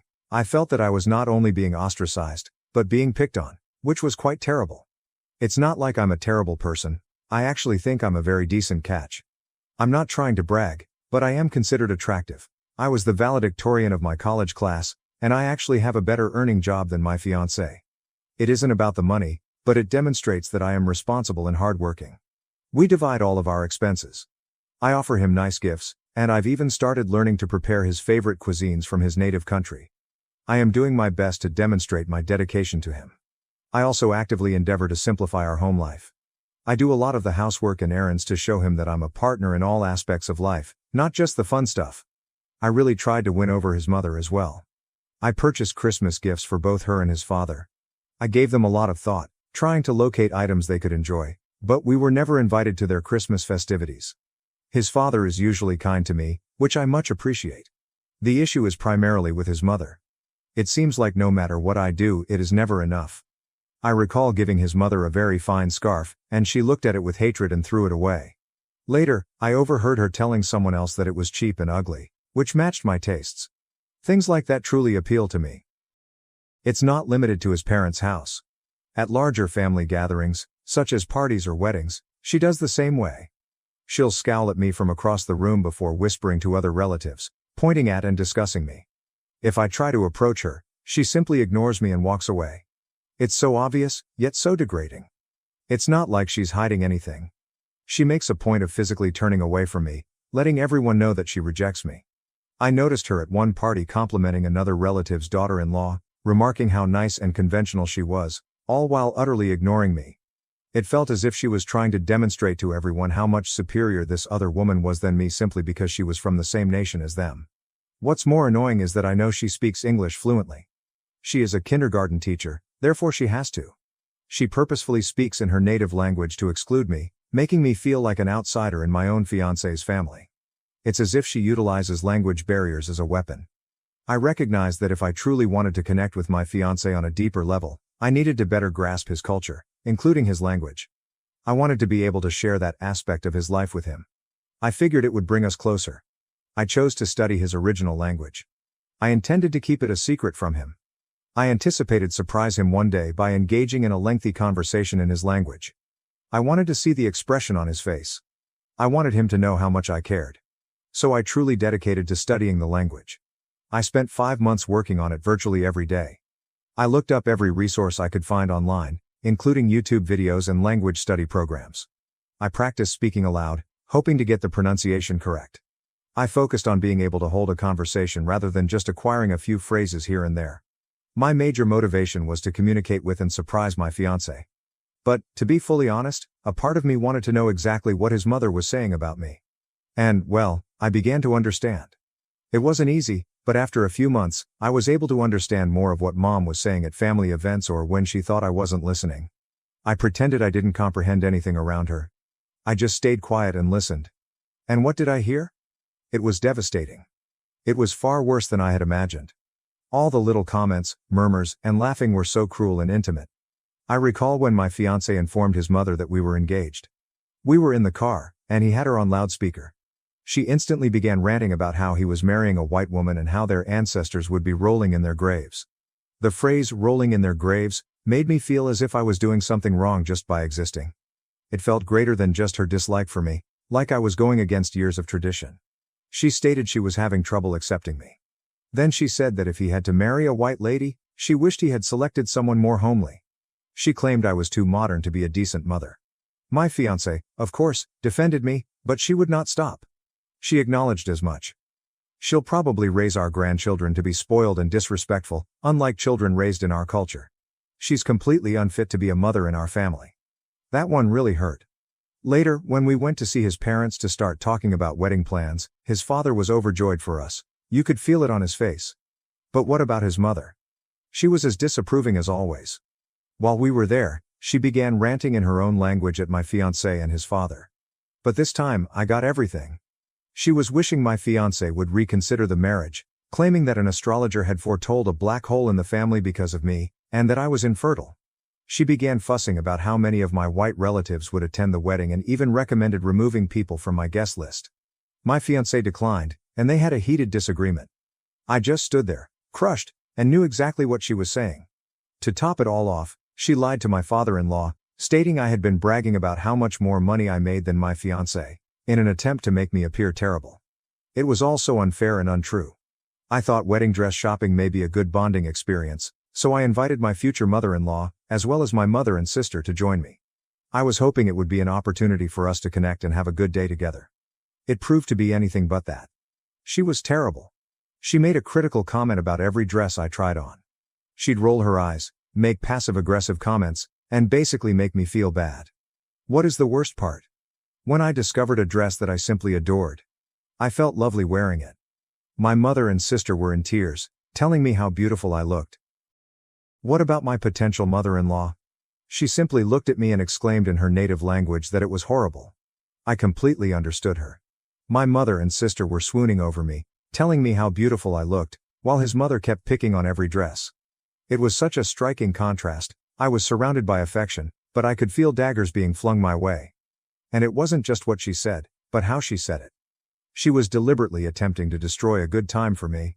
I walked to the restroom briefly, and while I was gone, she began insulting my body in front of my sister. She remarked the clothes didn't fit me well and made other disparaging remarks. I tried to keep it together. However, I ended up crying in the dressing room. It wasn't just sadness, it was fury, frustration, and everything. All of my efforts to be kind seemed to be in vain. It was a moment when I felt absolutely defeated. I kept questioning myself why I was even trying. After that day at the dress shop, I couldn't take it anymore. I knew I couldn't keep letting her abuse me like this. But I didn't want to just yell at her or start a fight. I wanted something more meaningful. I wanted her to understand how much she had hurt me. So I started thinking about the wedding, and then I got this thought. What if I embarrassed her in front of everyone? I understand it sounds horrible. But after everything she'd put me through, I felt I deserved to give her a taste of her own medicine. I intended to punish her once and for all. But then I started to question myself. I'm going to iReddit. Would I be the a-hole if I went ahead with this? Update 1. Wow. Thank you very much for your comments and recommendations. I sincerely appreciate all of the encouragement and humor. It's made me feel a lot less alone in this circumstance. I wanted to clarify a few points based on some of the comments I've seen. First and foremost, I want to make it clear that my fiancé has always stood up for me. He's been tremendously helpful since the beginning. He confronts his mother when she is disrespectful, and he always comforts me when I am unhappy. He is genuinely my rock, and I could not ask for a greater companion. I want everyone to know that he is completely on my side in all of this. He's not enabling her conduct. He's actively opposing it. What about my potential mother-in-law? I suppose the simplest way to characterize her is as a cruel old woman. I don't believe she is particularly racist in a wide sense. I believe she has an issue with me specifically. It is personal. She wanted her son to marry someone from her own background, and I didn't fit the bill. I want to make it obvious that all of this is coming from her. It is not a reflection of her culture or community. I've read requests to report her to the school where she works, but I'm not going to do so. I do not want to ruin her career. I might be furious and hurt, but I don't want to get to that level. Her issue is with me specifically, and it is not fair to punish her professionally for something that occurred in our personal lives. I just want to deal with this situation directly and without inflicting any needless damage. Update 2. Hello again, everyone. I'm writing from my honeymoon. We're blissfully married. I wanted to give you all an update because I've received so many messages and requests. We've been celebrating our love and, let's just say, a little sweet revenge. The wedding day has finally arrived. Everything was gorgeous, and I was overjoyed to be marrying the love of my life. When it came time to deliver speeches, I decided to try something unusual.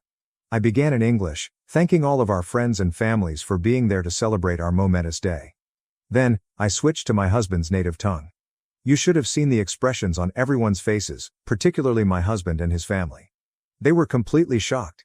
I could see my husband's eyes tear up. I thanked his family in their native language for welcoming me, though in my mother-in-law's case, this wasn't quite true at the moment. But I was building towards something. I explained to them that studying their language was my wedding gift to my husband, a way for me to show him how much I loved him and cherished his culture. He was so moved that he came over and kissed me in the middle of his speech. Then I focused my attention on his father. I thanked him again, in his original tongue, for his generosity and genuine warmth. And then I turned to face my mother-in-law. I thanked her sarcastically for her rejection. I told everyone, in her own tongue, about all of the insults, attempts to exclude me, and nasty things she had said and done. I told them about the heinous insult she made regarding my wedding outfit. I explained how she informed everyone that I was infertile. I could see her face growing redder and redder. She was obviously embarrassed. I continued. I also want to publicly address the false claim my mother-in-law made about me bragging about my income. I replied that this was a pure fiction, intended to make me appear bad in front of her family. She was complete rubbish and a piece of garbage that had been picked up from a dumpster. After discussing the specifics of what my mother-in-law had done, I extended the message. Still speaking in her own tongue, I stated that skin color and ethnicity should not be considered when it comes to love. I emphasized how much effort I had put into learning their language and adopting my husband's culture, since it was vital to me to be involved in all aspects of his life. Then I explained how my mother-in-law's behavior, her isolation and degrading remarks, had only served to widen the distance. I looked at her straight and calmly warned her that if her behavior persisted, she would have no access to any future children we might have. I made it clear that I would not tolerate my children being subjected to such hatred and discrimination. My hubby was really proud of me. He subsequently told me that he had never felt greater love for me than in that moment, when I stood up for myself and our future. I simply ignored my mother-in-law for the remainder of the evening. I did not want to satisfy her with any more replies. She, on the other hand, was visibly enraged. She began arguing with my father-in-law and husband. Eventually, she stormed away. My husband stated he was confident she would think twice about disrespecting me again. But the nicest part was the reaction of other relatives. Many of them approached me afterwards, complimenting my language skills and expressing how thoughtful it was of me to learn their language. They told me how much this meant to them. For the first time, I felt like I belonged. That I was a true member of the family. I thoroughly loved the remainder of the wedding and had a strong sense of empowerment. I believe I proved my point and received the vengeance I sought. I felt as if a big weight had been lifted. Update 3. Hello again, everyone. We just returned from our honeymoon, and I had a lot of voicemails from my mother-in-law. My husband indicated he would support anything I decided to do, whether I called her back or ignored her entirely. Honestly, my first thought was to ignore the calls. I was still upset and angry, and I wasn't sure if I was prepared to talk to her. But, after some thought, I decided to give her one last shot. I called her back, and we decided to meet. When I saw her, she appeared different. She was nervous and appeared apologetic. Then, for the first time, she issued an official apology. She stated that she was really angry after the wedding, specifically after my speech, but that she had some time to contemplate. She stated that a number of relatives had called her out on her behavior, which made her realize how terribly she had acted. She stated that she had treated me harshly and unfairly. She recognized that I had made a genuine attempt to embrace their culture, learning the language and all. She made no particular apologies for the worst things she had said, such as calling my clothing awful or claiming I was infertile. That bit was somewhat skimmed over, which I noticed. But it was a general apology, and it appeared honest. She added that my husband is her only kid and that she has always been quite protective of him. She stated that she had always imagined him marrying someone from their home country, and that she struggled to accept me since I did not fit her expectations. She apologized for making me feel uncomfortable and pledged to be more tolerant. I calmly listened to what she said before accepting her apology. I told her I wanted to move on and try to improve our relationship. I admired her candor and willingness to attempt to change. However, I made it plain that I had some doubts. It's not like everything is instantaneously fine now. This is more of a cautious step forward, and while I'm hopeful she'll change, I'm not completely persuaded. After the apology, we actually began talking, albeit in her native tongue. She told me stories of my husband when he was a little boy, and it felt good, like we were finally connecting, perhaps for the first time. I could tell she was trying, so I decided to try too. There were still some little issues, such as her avoidance of staring me directly in the eye for too long, which suggested she wasn't totally at ease yet. Then there was one time when I prepared supper and she tried to compliment me, but it came off as a little backhanded. She said, "This dish is actually quite good, for a white person's attempt. It's almost as good as how we make it." It was better than an insult, I suppose, but it still had a sting to it. I understand that this upgrade may not meet everyone's expectations. Some of you undoubtedly wanted me to cut her off totally or continue the feud, but I believe I made my point at the wedding. I stood up for myself and told her, in front of everyone, that her actions were unacceptable. Right now, All I want is a drama-free family life. I want to move forward with enthusiasm and give this a genuine shot to be a new beginning. I believe her own family's reaction was what finally convinced her to rethink her mind. She claimed that many relatives called her after the wedding to tell her she was in the wrong. I believe she eventually recognized how biased and unfair she had been. But, and this is key, I understand how difficult it is to break old habits. I am giving her the benefit of the doubt. I am willing to try, but one incorrect move, one return to old rudeness, and the truce will be broken. I will not hesitate to defend myself again if necessary. I hope for the best. We'll see how this goes. My spouse and I deserve to live happy and tranquil lives, therefore let us pray for that. So, that is where things stand. My mother-in-law and I had a heart-to-heart and are ready to try to start over. I will keep you all updated. I have big news for everyone. I am pregnant. My husband and I are very pleased to begin this new chapter in our life. We can't wait to meet our little one. And I am pleased to say that my relationship with my mother-in-law has continued to improve. Our relationship has undergone a significant positive adjustment. She is a lot more accepting and friendly to me now. She genuinely spends time with me, offers to help with things, and even gives me advice, some of it unsolicited, of course, but I'll accept it. I attempt to reciprocate by being understanding and upfront with her. Both my mother and mother-in-law have been wonderful. They both check in on me on a frequent basis to ensure that everything is going well. They've even worked together to help us set up the baby's nursery. It's lovely to see them bond like that. We actually feel like we're forming one huge, joyful family. However, there are still small reminders that things are not perfect. We were talking about baby names the other day, and I suggested a few that I thought were cute. My mother-in-law scoffed and said, "Those sound so American, wouldn't you want something a little more cultured?" It was a minor remark disguised as a suggestion, but it still hurt a little. It's as if those old biases are still present, just below the surface. My husband continues to be extremely supportive. He's relieved to see his mother making an effort, and he's as excited about the baby as I am.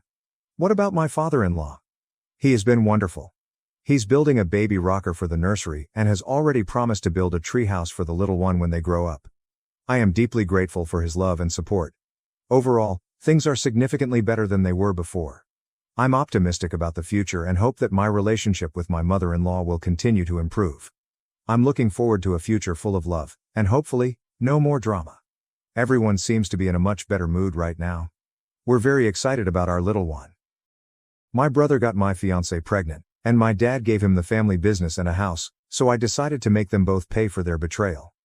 Hello everyone, before we begin today's video, I need your help.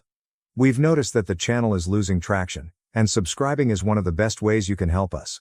It's quick, free, and allows us to continue bringing you great content. Your support means everything. Let us keep this channel growing collectively. Thank you very much. Now, let's begin the video. Okay, people, this is going to be long, but I need to get this off my chest. The recent events in my family have been extremely upsetting, but in order to understand why, you must first understand the context. I am 33 years old, and I grew up with my younger brother Alex, who is 30 years old, in what appeared to be a normal household from the outside. But, gosh, the dynamics in our house were severely off. See, Alex was a miraculous baby. Mom had a difficult pregnancy with him, and he was quite sick for the first couple of years, in and out of the hospital, breathing problems, infections, the entire thing. I recall sitting in hospital waiting rooms a lot as a child. I understand that having a sick child is scary, but even when Alex recovered, my parents, particularly my father, continued to treat him as if he were made of glass. Meanwhile, I was expected to be the perfect, responsible elder brother who should know better about everything. Alex could miss school. He needed to recuperate. Alex failed a class. He has been through a lot. Alex broke something expensive. Don't be upset with your brother, what about me? From the age of 7, I was expected to obtain excellent grades, never say anything back, work around the house, and overall act like a small grown-up. The double standard was ridiculous. I recall one incident in high school when I received detention for being late to class and was grounded for a week. That same month, Alex was caught skipping school to hang out with his friends at the mall, and my parents had just spoken with him about it. When I was 15, I started working with my father in his electrical business, not because I was particularly interested in becoming an electrician, but because it was the only way I could obtain his attention or acceptance. And you know what? I actually grew better at it. Very good. I began learning everything I could about electrical work, staying late to watch Dad handle the difficult tasks, reading manuals, and watching YouTube videos to learn more. Meanwhile, Alex remained, well, Alex. He was a smart kid when he wanted to be, but he lacked work ethic. He could enchant everyone with his sad little ill kid routine, which he never outgrew. He attempted college for about 2 semesters, got out because it was too stressful, began an online business selling dropship trash that flopped, and then tried to be a day trader, losing a lot of his father's money. But nevertheless, I was still the one receiving lectures about supporting your brother and putting family first. I won't lie, it made me feel a strange mix of hatred and responsibility. I liked my brother because he was my brother, but I couldn't tolerate being around him the most of the time. We were complete opposites. I was the serious, hard-working person who valued keeping my word and doing things well. He was the fun one who never faced repercussions and believed regulations were for other people. Dad's business was dependable, basic home electrical work, some small commercial work, nothing special, but it paid the bills. I saw potential in it, however. When I wasn't working, I was studying about new technologies, smart home systems, and security installations. Dad was old school, preferring to do things the way he'd always done them, but I insisted on modernizing and taking on larger projects. The strange thing is that even when I brought in new clients or completed large projects flawlessly, Dad would find a way to credit Alex. Your brother's charm really helps with customer relations. He answered phones sometimes. Alex has such good ideas for the business. He suggested we get a website. In 2020, I moved out as soon as I could afford it. I moved into my own place around 20 minutes from my parents' house, close enough to help with the business but far enough away to have some space. I felt I was doing fairly well. You know, I had my own place, made decent money, and was learning new skills. I was even considering getting my master electrician license and even having my own business someday. Sophie, a 29-year-old female, and I met around 6 years ago while working on a large rewiring job at these upscale flats downtown. She was the property manager there. The first time I saw her, she was arguing with some HVAC technicians about their substandard work, getting into the technical specifics of why their installation was not up to code. I recall thinking, damn, she actually knows her stuff. Most property managers I'd dealt with wanted things done cheaply and quickly, but Sophie was different. She had read through all of the electrical codes and knew exactly what she wanted done. For the first few weeks on the job, she kept coming around to inspect our work, not in an irritating way, but because she truly wanted to know what we were doing and why. I began taking lunch breaks when I realized she'd be making her rounds. We'd discuss the project first, then about other topics. She told me about growing up with her father, a general constructor, and how she learned everything about construction by helping him on assignments. I informed her about my desire to update my father's business and potentially grow into more commercial work. She was simple to chat to, right? I could rave about my family turmoil, and she understood. Her brother was also the beloved kid, a hotshot lawyer who could do no wrong. We joked about forming a support group for responsible siblings. After we finished the apartment job, I assumed that was it, but about a week later, she called the office to report an urgent electrical problem in her own apartment. Dad asked me to check it out. It turned out there was nothing wrong. She just wanted to see me again. I have to say, that was a really nice maneuver. We began dating after that. Sophie was different from the other girls I dated. She did not play games or expect me to read her mind. If something bothered her, she would simply express it. If she was happy, you would know. She also showed genuine interest in my job. She'd help me study for my licensure examinations and eventually started assisting with the business side of things. Within a year, she was effectively running our business, having implemented a new scheduling system, upgraded our invoicing, and prepared actual contracts in place of the handwritten quotes we used to use. Dad was initially unhappy about it. He preferred doing everything on paper, but he had to acknowledge the firm was functioning more smoothly. I finally felt like I was creating something real. We moved in together after 2 years and started talking about marriage and even having children someday. Sophie would joke about our future children becoming electricians and carrying on the family business. Man, I thought I had everything sorted out. The weird part is that my family liked her at first. Mom was continually calling us over for supper, asking Sophie for assistance with computer issues, or soliciting her advice on house renovations. Even Dad warmed up to her once he realized how much she was contributing to the company's growth. We were gaining larger contracts, doing more commercial work, and establishing a solid reputation in the area. Sophie got along well with Alex too. When I became irritated with his latest unsuccessful attempt, she would defend him, telling me that I should try to understand his point of view better, how growing up unwell might have influenced him. Looking back, I should have recognized that as a red flag, but you know how it is when you really trust someone. You do not want to see the signs. We became engaged after 4 years together.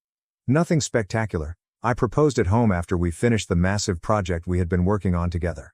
She'd been helping me plan this large electrical renovation for a nearby hospital, staying up late with me to go over blueprints and deal with contractors. It just felt right, you know. As if we were true partners in everything. Around a year ago, things began to change. Alex had spent another chunk of Dad's money trying to launch a cryptocurrency trading business, returned home bankrupt, and Dad offered him a job in our office. Just the basics: answering phones, filing papers, and organizing appointments. It should have been simple enough, but Alex always managed to screw it up. Sophie began spending more time at my parents' place, assisting Mom with wedding preparations and such. She stated it was easier to focus on company documents there while Alex was learning the procedures. I was working most days, so it made sense at the time. Following that, everything began to spiral out of control. I began to notice subtle changes about 8 months before everything blew up. Nothing big at first, just minor details that didn't line up. Sophie was spending more time at my parents' house, helping with business matters. She explained that she was educating Alex on our new billing system and assisting Mom with wedding plans. Makes sense, right? I was out on jobs most days, working my tail off to save money for our future. We planned the entire wedding and talked about buying a property. I wanted to do things correctly. But then other things started happening.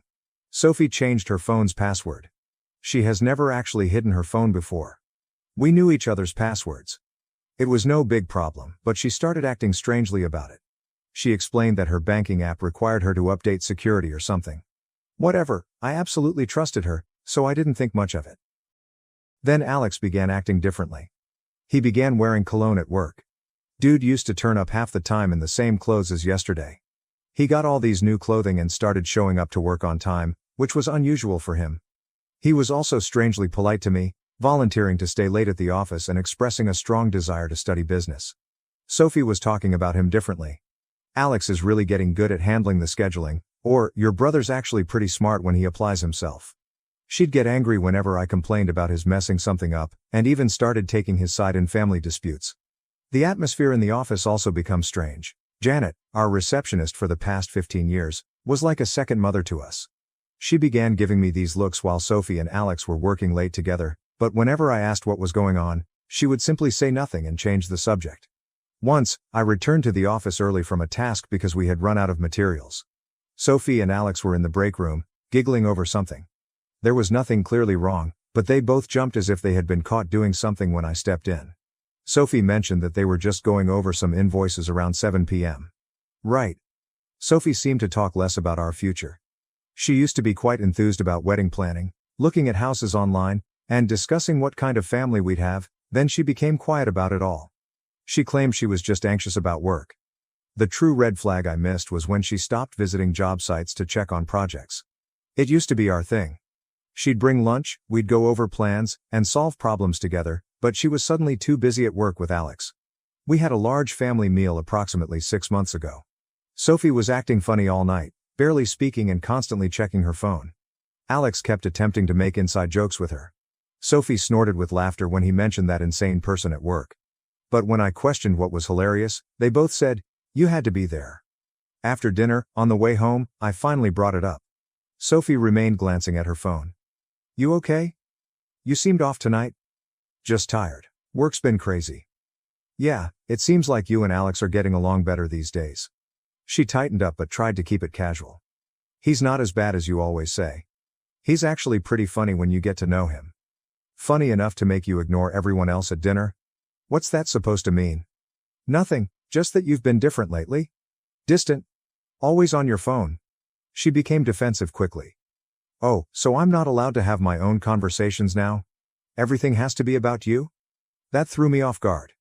Sophie never spoke to me like that before. "That's not what I said. Just feels like something's changed. Maybe you're just paranoid. I'm tired of you always complaining about Alex. He's trying his best." I recall getting a horrible feeling in my stomach, like if something was seriously wrong, but I couldn't put my finger on it. She had never defended Alex like that before. "Since when are you Team Alex?" "Since I actually got to know him instead of just listening to you bashing him all the time." We drove the rest of the way silently. Man, all the symptoms were there: the protective attitude, the phone, the inside jokes, The way she suddenly thought Alex was fantastic, but you never want to believe someone you absolutely trust could do that to you, especially not your own brother. I recall lying there that night, watching her try to sleep and thinking, nah, I'm just being paranoid. The next several months were just more of the same. Sophie working late, Alex becoming interested in the business, and me being a complete idiot working 12-hour days to save for our future while my brother was stealing my girl right under my nose. Then came the day when everything burst. It was Tuesday. I recall because I was working on a large commercial project that involved rewiring a warehouse. Sophie called about 2 p.m., crying so hard I couldn't hear her. She claimed she needed to speak with me in person and that it was urgent. My immediate impression was that something had happened to her parents. I told my colleagues that I had a family emergency and drove straight home. I discovered her sitting in her car in our driveway. She refused to come inside, instead sitting there gripping the steering wheel as if it was the only thing holding her together. I sat in the passenger seat, waiting for her to say anything. I'm pregnant, she explained. For a few seconds, all I felt was happiness. We discussed starting a family after the wedding, and suddenly it was happening. I started talking about how we'd work things out, and how we could move the wedding up if necessary. She kept crying. There's more, she said, choking. It might not be yours. Everything within me became still. My brain initially refused to accept it, as if I needed to repeat it to ensure that I had heard her correctly. Might not be mine? My voice sounded strange, as if it weren't even mine. Who else would it be? I paused. It all connected at once, the late nights, the sudden secrecy with her phone, and the strange discomfort whenever I mentioned it. No. I gazed at her, waiting for her to deny it and tell me I was wrong. She did not. It's not him, she sighed. My hands tightened into fists. Sophie, my voice was strong and demanding. Tell me it's not Alex. She made a broken sound in her throat. It wasn't supposed to happen. I gave a harsh laugh, but there was no comedy in it. Oh right, you just tripped and fell into my brother's bed. It wasn't like that, she replied hastily. It was one time. I shut her off. One time? My head was pounding. Tell me the truth, nothing but quiet. How long? Her breathing sounded unsteady. 3 months. Maybe 4. I had to press my hands on my knees to keep myself steady. Does he know? My voice was tight and controlled. She nodded. I told him yesterday. That's when I realized I had to tell you too. I stared at her, as if she wanted me to be relieved she had finally decided to come honest. I got out of the car because I needed air. She followed me, attempting to explain how it wasn't planned, how horrible they both felt, and how they had ended it weeks before. All I could think about was them laughing in the break room during those late-night work sessions. Were you ever going to tell me if you weren't pregnant? She did not respond to that. It explained all I needed to know. I hopped into my truck and drove directly to my folks' place. I found Alex in the office, doing rounds as usual. When he saw my face, he knew I knew. Listen bro, I can explain. I don't remember what happened next. It's all a blur, but I recall him on the ground with blood gushing from his nose. Dad and 2 of our employees are pushing me away from him. Alex began ranting about how I was crazy, how Sophie had come onto him first, and how they were in love. In love. My own brother, the guy who'd seen me plan my future with this lady and sat there at Sunday dinners knowing exactly what he was doing. Dad got between us, tried to calm everyone down, and told us we had to address this like adults. That's when Alex released the next bombshell. She's having my baby. You can't just ignore that. Dad's face turned white. I guess he wasn't aware of that portion yet. Mom began crying. Janet grabbed her purse and walked away. I found out later that she quit that day, saying she couldn't work for people like them. I glanced at my father and said, "He's your problem now. I'm done." Dad attempted to stop me, saying, "Son, wait. We can figure this out. Family is family." I told him Alex ceased being my family the moment he touched my fiancée. I walked out and haven't returned since. Sophie was still at our house when I arrived home. She was sitting on the couch, crying, after packing her bags. "I never meant to hurt you," she explained. "It just got complicated." I informed her she had 24 hours to grab her belongings and leave. I didn't care where she went. Block my number, lose my address. "What about the baby?" she inquired. "Better hope it's Alex's, because if it's mine, we're doing a DNA test and going through lawyers." She tried to speak more, but I walked away. I drove to my friend Mike's apartment and stayed for a few days while she moved out. So, after everything happened, I remained at my friend Mike's house for approximately a week. I turned off my phone. I simply needed to comprehend everything. Mike is a real one. Didn't try to offer counsel or anything, simply let me crash. When I eventually put my phone back on, I had about 50 missed calls, the majority of which were from my parents, some from Sophie, and a couple from Alex. This dude has some nerve. But I only listened to Mom's messages. She was crying in the majority of them, pleading with me to come talk to Dad, who claimed to have a solution. I should have known Dad's answer would be manipulative nonsense, but I went anyway, primarily because Mom sounded so distraught. Walking into that house was strange. I found everyone in the living room. Mom looked like she hadn't slept for days. Dad sat in his normal recliner, looking serious, as if he were preparing to give one of his lectures. Alex was also there, with a lovely bruised nose. I'm not going to lie, that felt amazing to see. Dad cleared his throat and smacked me with a diamond. Son, I've been thinking about how to resolve this situation in a way that benefits everyone. Since you're clearly not willing to work things out with Sophie, and given her condition, I think it makes sense for her and Alex to get married. I actually laughed. I literally laughed in his face. But he wasn't finished. Furthermore, since they'll be starting a family, I think it's appropriate for Alex to take over the business. With Sophie's experience running the office and Alex learning the trade, they could. Alex learning the trade? I interrupted him. He can't even wire a count outlet without supervision. Dad had the same look he typically does when someone disturbs him. Language, and your brother has shown real interest in learning. In fact, I want you to train him. Guys, I've lost it. I started laughing again, but it was the kind of insane chuckle you get when something is so twisted up that you can't process it. Let me get this straight, I remarked. You want me to train the brother who screwed my fiancée to take over the business I helped build, while they're married and raising a kid that might be mine? Are you actually insane? Mom began crying again. Alex simply sat there, staring at the floor like a coward. Dad took out his final card. This business is still in my name. If you won't help your brother, maybe you should find somewhere else to work. That's when I realized all those years of hard effort had been for nothing. All of my hard work, the business I brought in, and the reputation I earned were insignificant in comparison to precious Alex's latest blunder. I just got up and headed to the door. Mom tried to stop me, but I just said, I'm done. Good luck with your new golden team. Alex eventually spoke up. Bro, wait. I turned around and simply stated, call me bro again, and I'll break more than your anabrogan nose. Dad raged at me about loyalty and second chances. I did not even look back. The next day, I began calling all of our big clients, including those with whom I had personal relationships. I informed them that I was departing and offered some other reputable contractors they could work with. Dad called, yelling about how I was attempting to damage the business. I told him I was only informing my clients that I would no longer be handling their jobs. It's not my responsibility if they don't want to work with his new ideal team. Alex and Sophie genuinely agreed to the entire thing.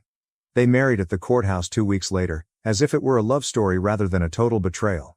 Dad even backed them up, giving them a down payment on a house as a reward for what they'd done. Meanwhile, I was left standing amid the ruins of all I believed I knew. There was no apology, no meaningful consequences, only the expectation that I move on while they played happy family. So, I did. I walked away from it all. I took a position with one of our old competitors, where my work was respected rather being treated as an afterthought. Better income, genuine recognition, and best of all, no family drama. I pushed everything into starting over and developing my own reputation. I even acquired my master electrician's license, something Dad always claimed I wasn't ready for. Turns out, I was more than prepared. I just had to get out of his shadow to prove it. I didn't hear much about the family business for approximately 4 months. Mom would occasionally text me, but I requested her not to inform me about Alex or Sophie. I didn't need the stress in my life. Then, last week, I received a call from Mom at approximately 11 p.m. She started crying again, claiming Dad needed to talk to me right away. I almost hung up, but she seemed quite disturbed. Please, she asked. I know you have every right to say no, but we're about to lose everything. I was truly curious and remained on the line. Dad came on, and his voice was different, not the typical I know everything tone. He sounded broken. It turns out that allowing Alex to run the business was exactly the nightmare I predicted. This genius screwed up 3 large commercial jobs so horribly that one customer has threatened to sue us for code violations. I'm talking about fundamental things like incorrect gauge wiring, missing ground wires, and junction boxes put without covers, mistakes that may practically burn a building down. And things get better. Instead of recruiting qualified electricians, he appointed his drinking buddy from college as chief electrician. The guy's whole electrical experience involved changing light bulbs in his flat. No license, no credentials, and probably couldn't tell the difference between a voltage meter and a screwdriver. They run a real professional operation there. Then there's the monetary side. Alex reportedly neglected to pay their liability insurance. Consider this. You're in the electrical company. They'd lose everything with one accident or fire. But, hey, why spend money on frivolous things like insurance when you can pocket the cash instead? Because that's exactly what he was doing.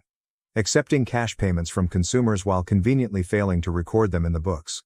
And the financial genius had been taking out loans against the firm without informing Dad. Multiple loans. We're talking significant money here. And the best part? Nobody can figure out where all that money went. Nothing in his bank account, nothing in his investments, it all vanished like magic. I'm betting his new automobile and the luxury clothes he's been wearing could be a hint. It's almost impressive how thoroughly he ruined everything in just a few months. Dad spent 30 years building this firm, and Alex virtually destroyed it in less than half a year. That's what happens when you give over a profitable business to someone whose greatest accomplishment was becoming the beer pong team captain in college. Dad finally found out when their insurance was canceled, and he began looking into the books. Alex had been concealing all of the difficulties by tampering with the papers, as Sophie had taught him during all of those late hours at work. Most of their seasoned members quit. I can't blame them. Alex treated them poorly, and checks began to bounce. Janet, our previous receptionist, evidently tried to notify Dad about strange activity in the accounts months ago, but he refused to listen.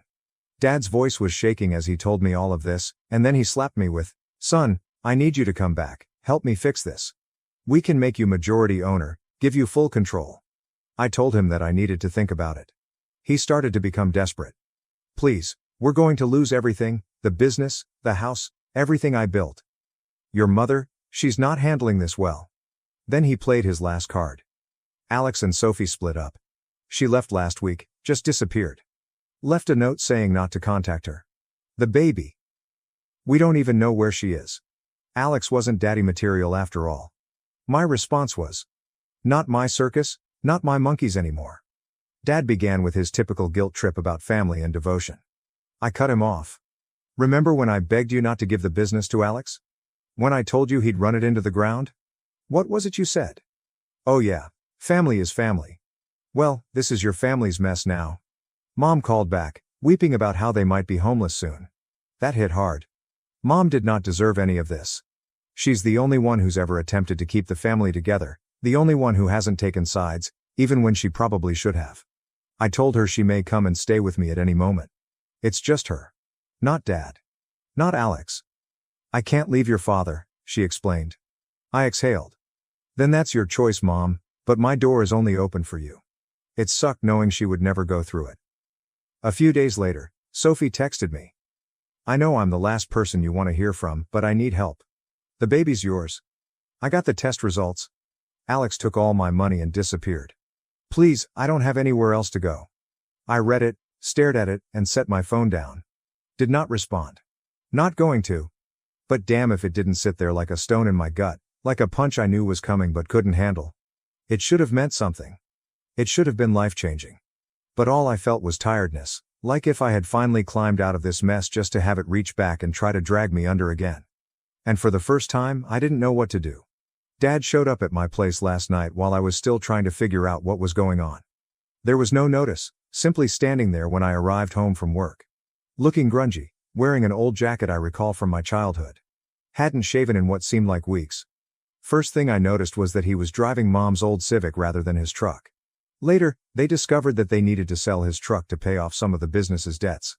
Can we talk? He requested, not demanding as usual. He truly sounded exhausted. I invited him in because I really wanted him to see how I was doing without his assistance.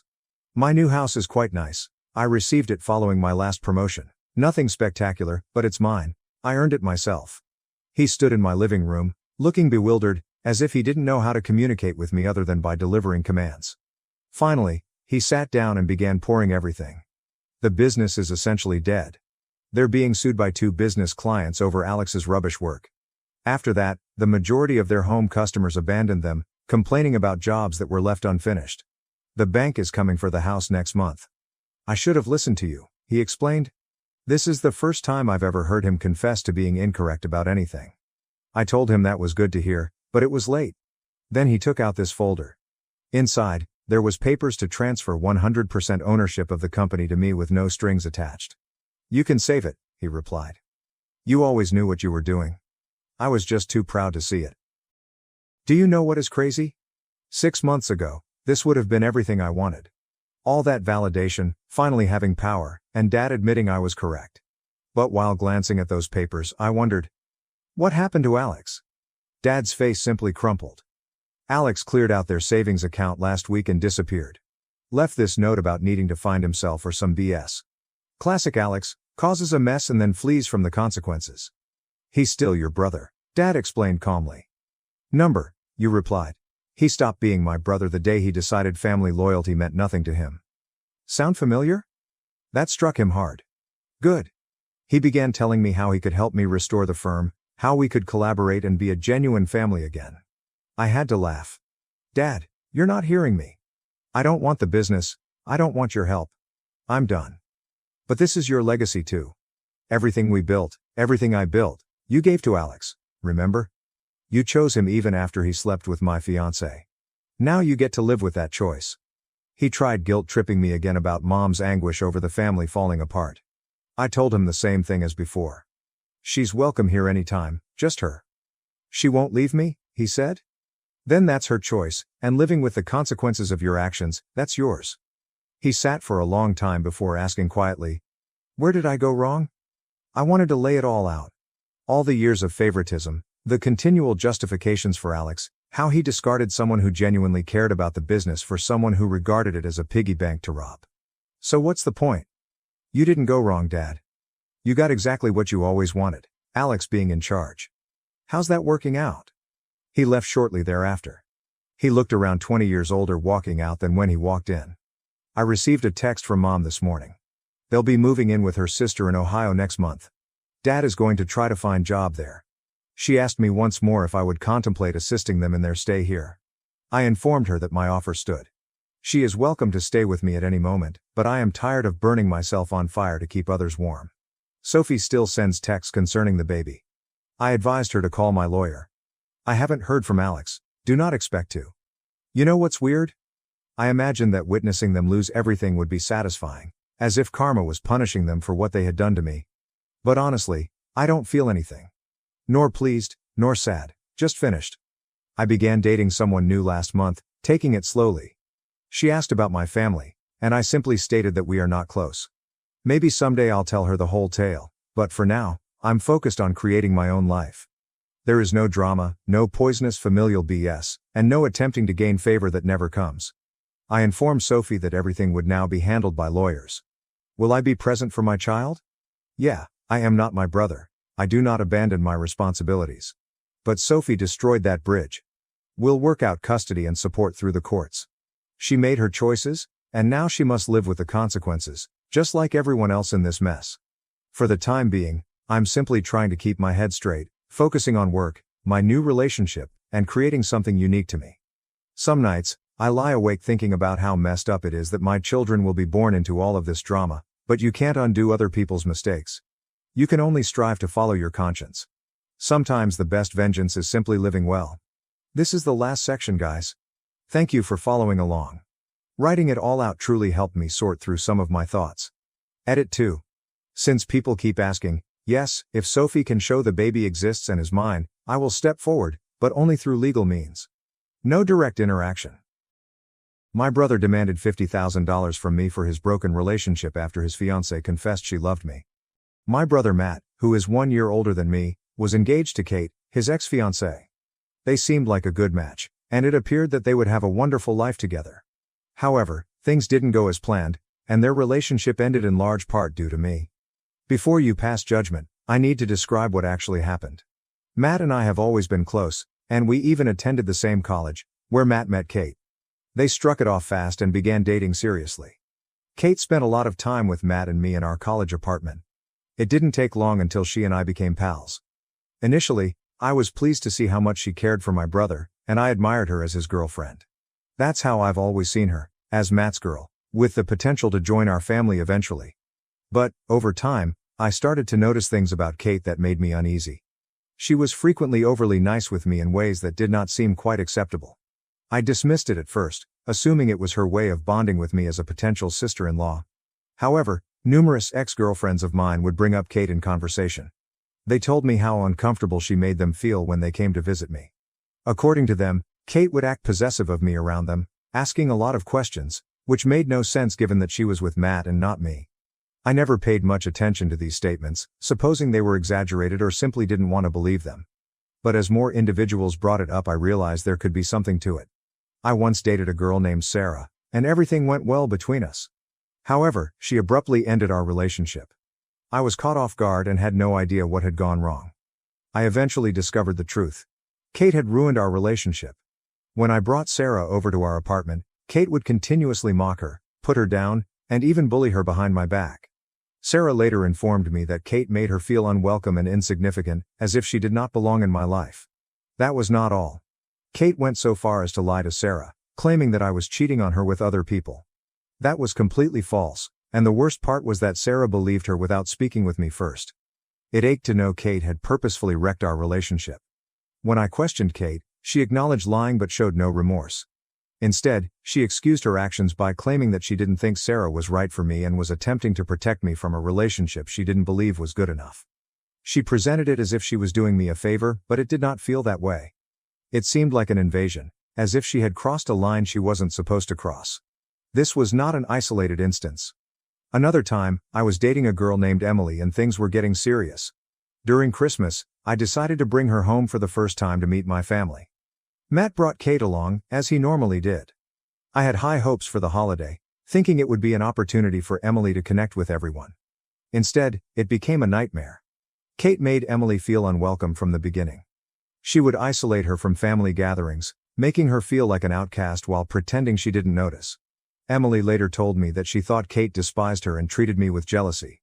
She followed me about all day, never allowing Emily or myself any space or solitude.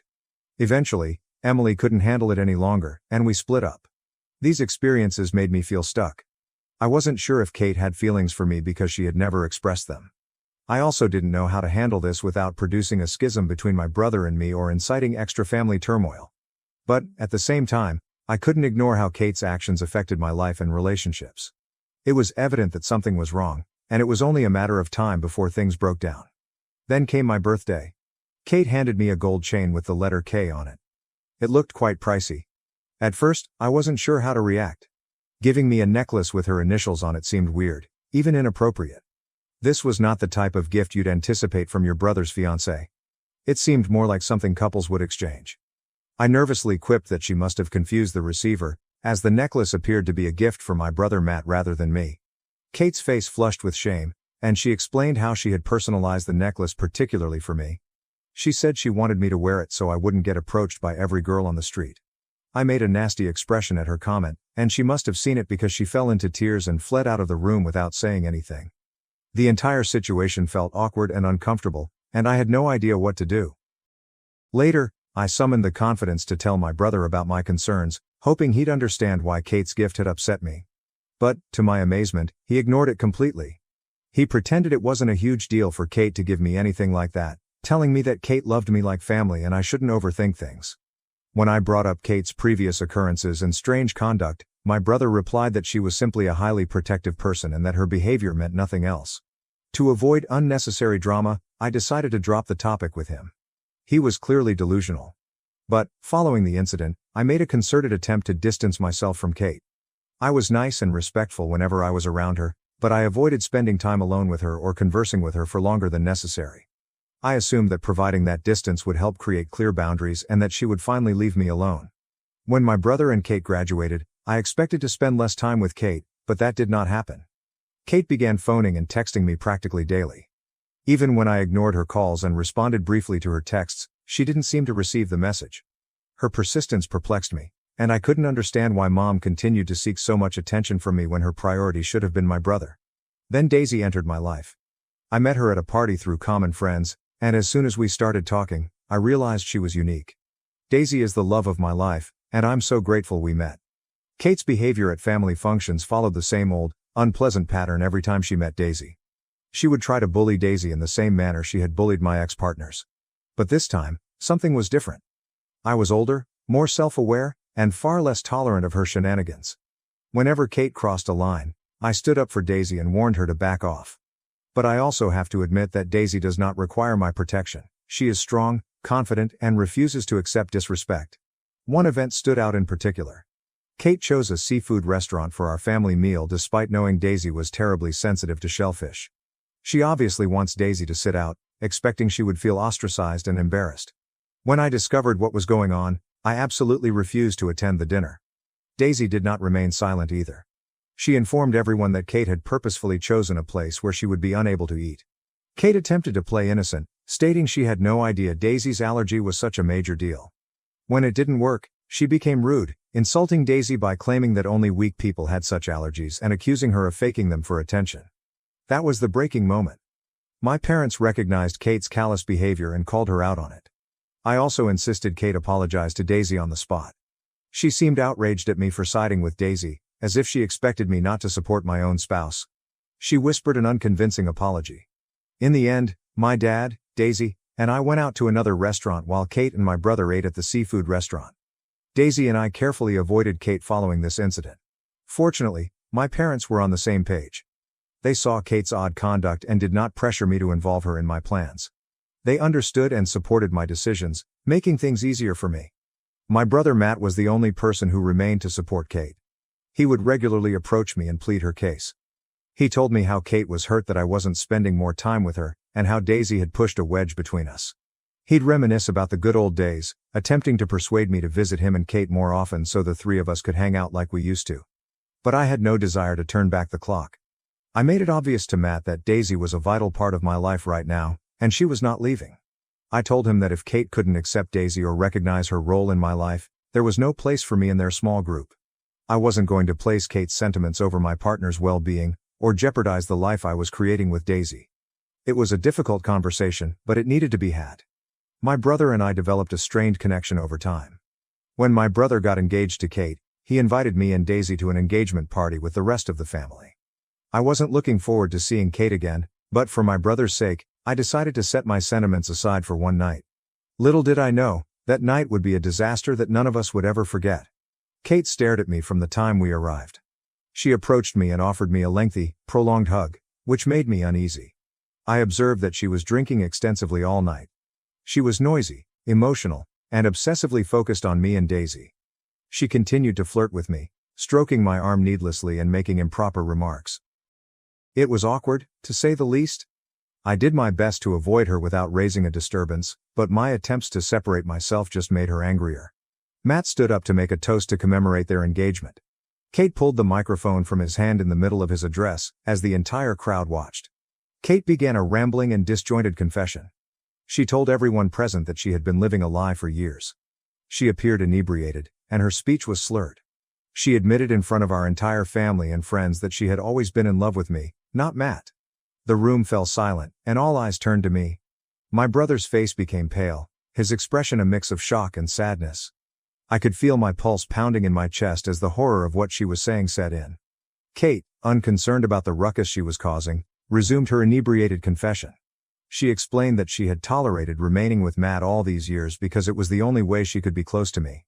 Kate went on to express her jealousy of Daisy, claiming that she was the reason I had stopped spending time with her.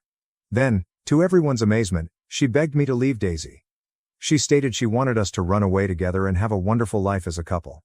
The desperate tone in her voice was frightening.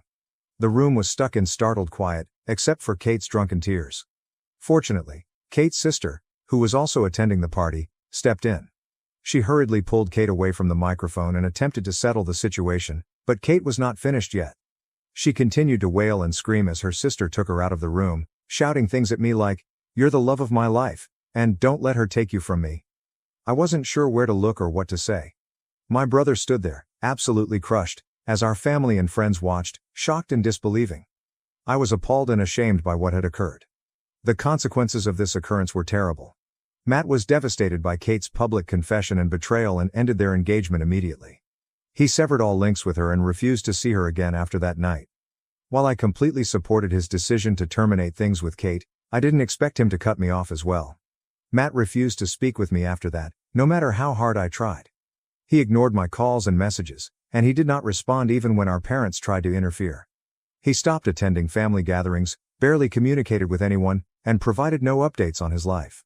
He has had almost no communication with any of us in the past 5 years. He was even absent on the most important day of my life, my wedding to Daisy. My parents occasionally receive a few updates from him, but that's about it.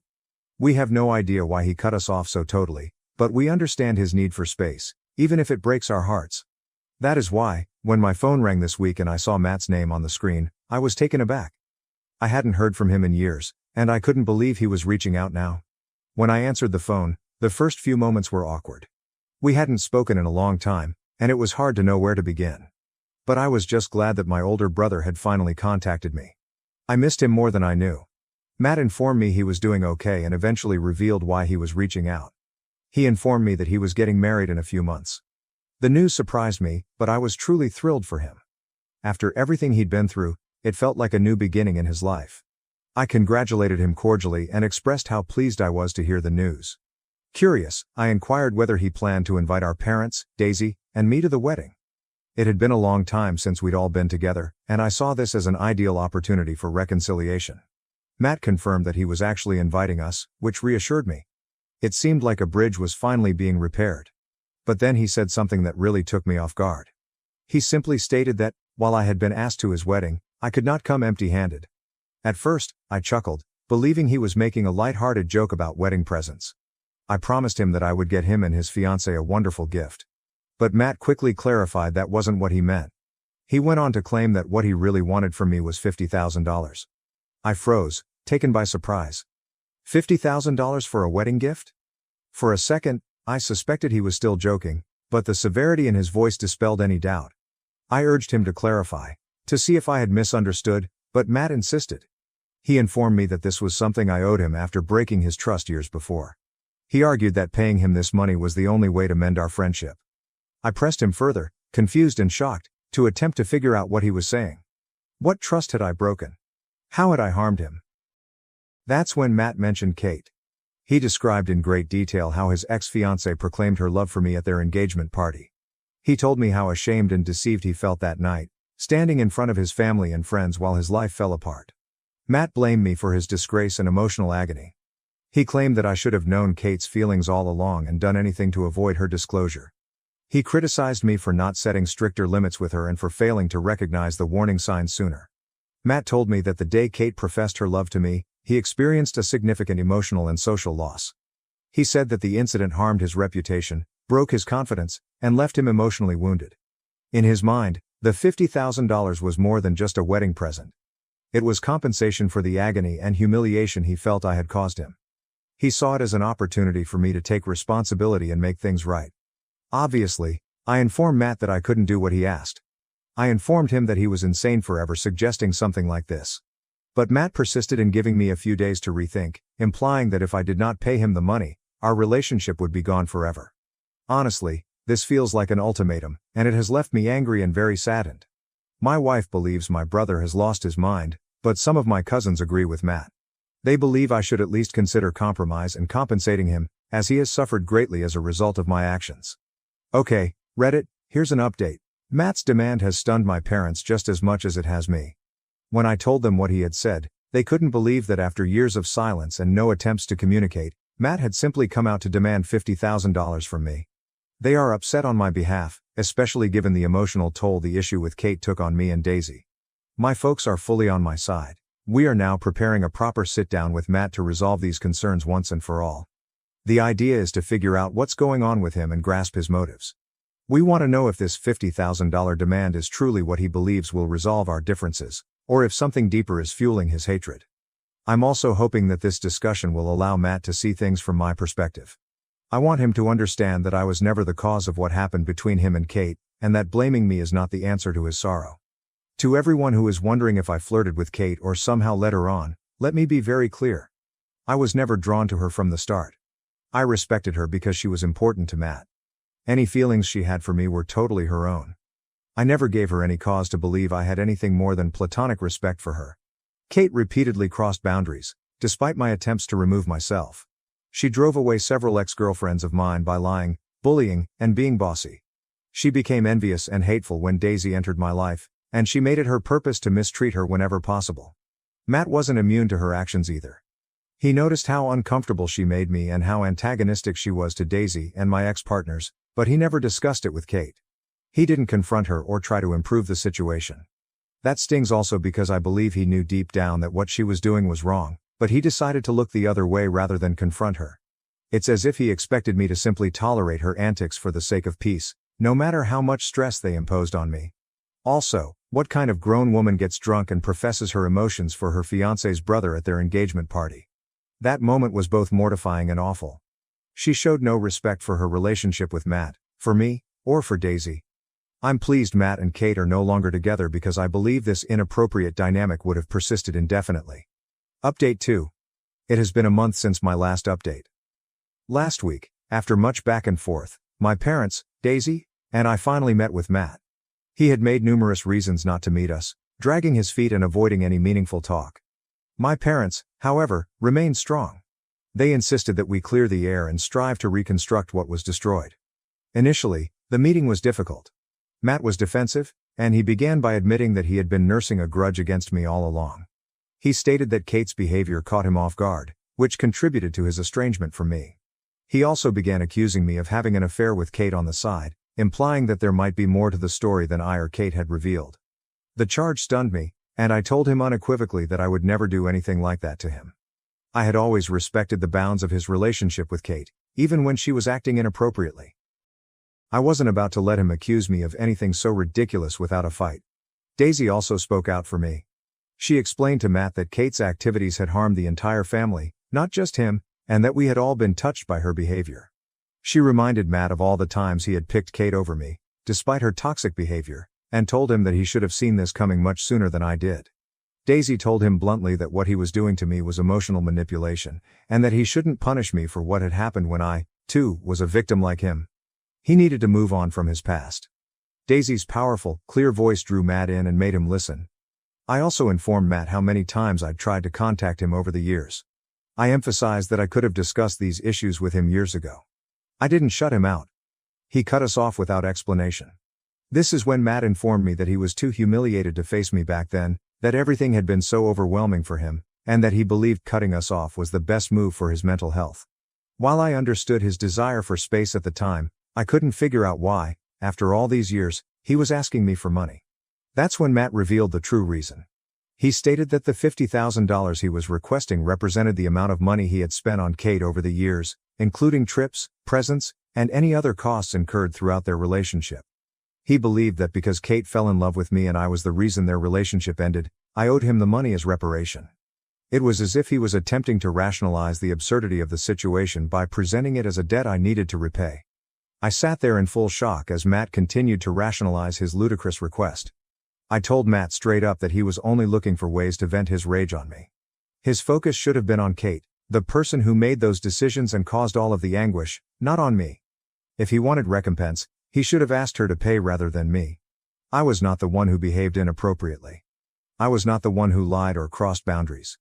Kate was the one who made the issue, but I was getting blamed for it. Matt seemed to be grabbing at straws, blaming everyone save the person who had genuinely mistreated him. My mother was also unable to keep back. She informed Matt that asking me for money was extremely inappropriate and that he should stop acting like a crazy person. My father agreed with her. My brother turned on my parents and began accusing them of always favoring me. "You both should stay out of this matter. You always support him no matter what," he cried. "Kate left me for him, and you two are taking his side. He's clearly the golden child. You both always favor him no matter what." My parents, taken by surprise by his behavior, attempted to calm him down. My father spoke first, his voice firm despite the tension in the room. "Matt, that's not true. We've always loved you both the same, and we've always supported you through everything. We've never picked sides, and we never will. It's simply that asking your brother for money would not make things better between you two, especially when he hasn't done anything to you." Matt's face twisted with rage, and he shot back at me. "I blame you for Kate leaving me, and I will continue to do so. If I don't pay him, he has nothing else to say to me." He also informed my parents that because they had chosen my side, he was done with them. "I'll never speak to any of you again. I will not let any of you meet my wife or future children. You're all dead to me starting today.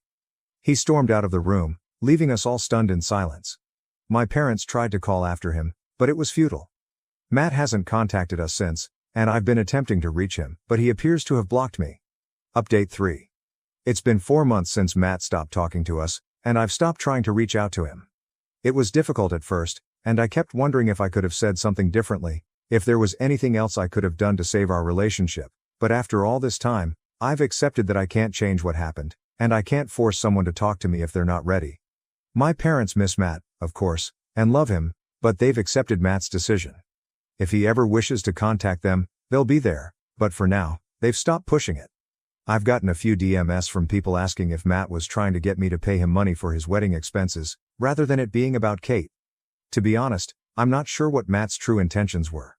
If it was genuinely about him needing financial help for his wedding or some other situation, I might have been more willing to discuss it and see if there was a way to help, but that wasn't the case. He made it clear that it was about me somehow. That is something I just can't wrap my head around. At the end of the day, the money wasn't the issue. It was Matt's misplaced anger and complete lack of understanding about what actually happened. I don't think Matt was thinking clearly, and I've accepted that I can't change his mind. Daisy and I are doing well, and I am grateful every day to have such a strong woman by my side. She is now pregnant, and we are excited to become parents soon. I found out that my husband has spent all our savings and hasn't saved anything while I've been covering major expenses. My husband, 26 male, and I, 27 female, have been married for almost 2 years. Tonight, we had the worst fight we've ever had, and I'm seriously considering spending some time apart. We're both hard-working and financially stable, probably considered upper middle or upper class for our age. We paid for our wedding ourselves, and 4 years ago, we bought and renovated our own home. Money has never really been an issue in our relationship until recently. One of the reasons we've done so well is because we've always been diligent about saving. When we were aggressively saving for our wedding and home, we put away 30% of every paycheck. After the wedding, we agreed to a more manageable 20% savings rate to build up our emergency fund and plan for the future, kids, a new house, a new car, etc. I've stuck to that commitment. In fact, when my husband's car died unexpectedly, I covered the full cost of a replacement without needing a car payment. When our HVAC system failed, I paid for that too. Despite these big expenses, I've still managed to keep up my savings and have a solid emergency fund. Tonight, I found out my husband has saved nothing. We've always had a system. His steady paycheck covers our monthly bills, and since I freelance, my income goes toward bigger expenses like student loan payments and unexpected costs. It's worked well, or so I thought. When I asked him why he hasn't saved anything, his excuse was that he's always paying off the credit card, which, for the record, only he uses. I went through our budget, and based on his income, he should have at least $3,000 left over every month after covering expenses. So I asked, where is that money going? He had no answer. So I checked his statements, and what I found was infuriating. Nothing that suggests cheating, gambling, or anything extreme, but reckless, obscene spending. We've had serious conversations about his spending before, and almost a year ago, I made it very clear that he needed to stick to our financial plan. Not only did he break that promise, but he's also somehow spent more than he earns, dipping into our savings. I'm ambitious and goal-driven. I dream big, and we've always talked about our future, where we see ourselves in 5 or 10 years. He's been especially eager to start trying for a baby, and while I've been on the fence, I recently came around to the idea. Until tonight, when I realized we have almost no savings. Now, the timeline for having a child. Delayed. The plan to move out of a town we both hate? Out the window. I feel completely blindsided and betrayed. He's made multiple promises he hasn't kept, and when I confronted him, his solution was to put half of his yearly bonus into savings, even though we already agreed that bonus would go toward paying off his massive student loans. At this point, I don't just feel disappointed, I feel disrespected. I don't understand why he went behind my back like this or why he thought I wouldn't notice. I've lost so much trust in him, and I don't know how to move forward from here. Would time apart help? Can trust even be rebuilt after something like this? I'm at a complete loss. TLDR.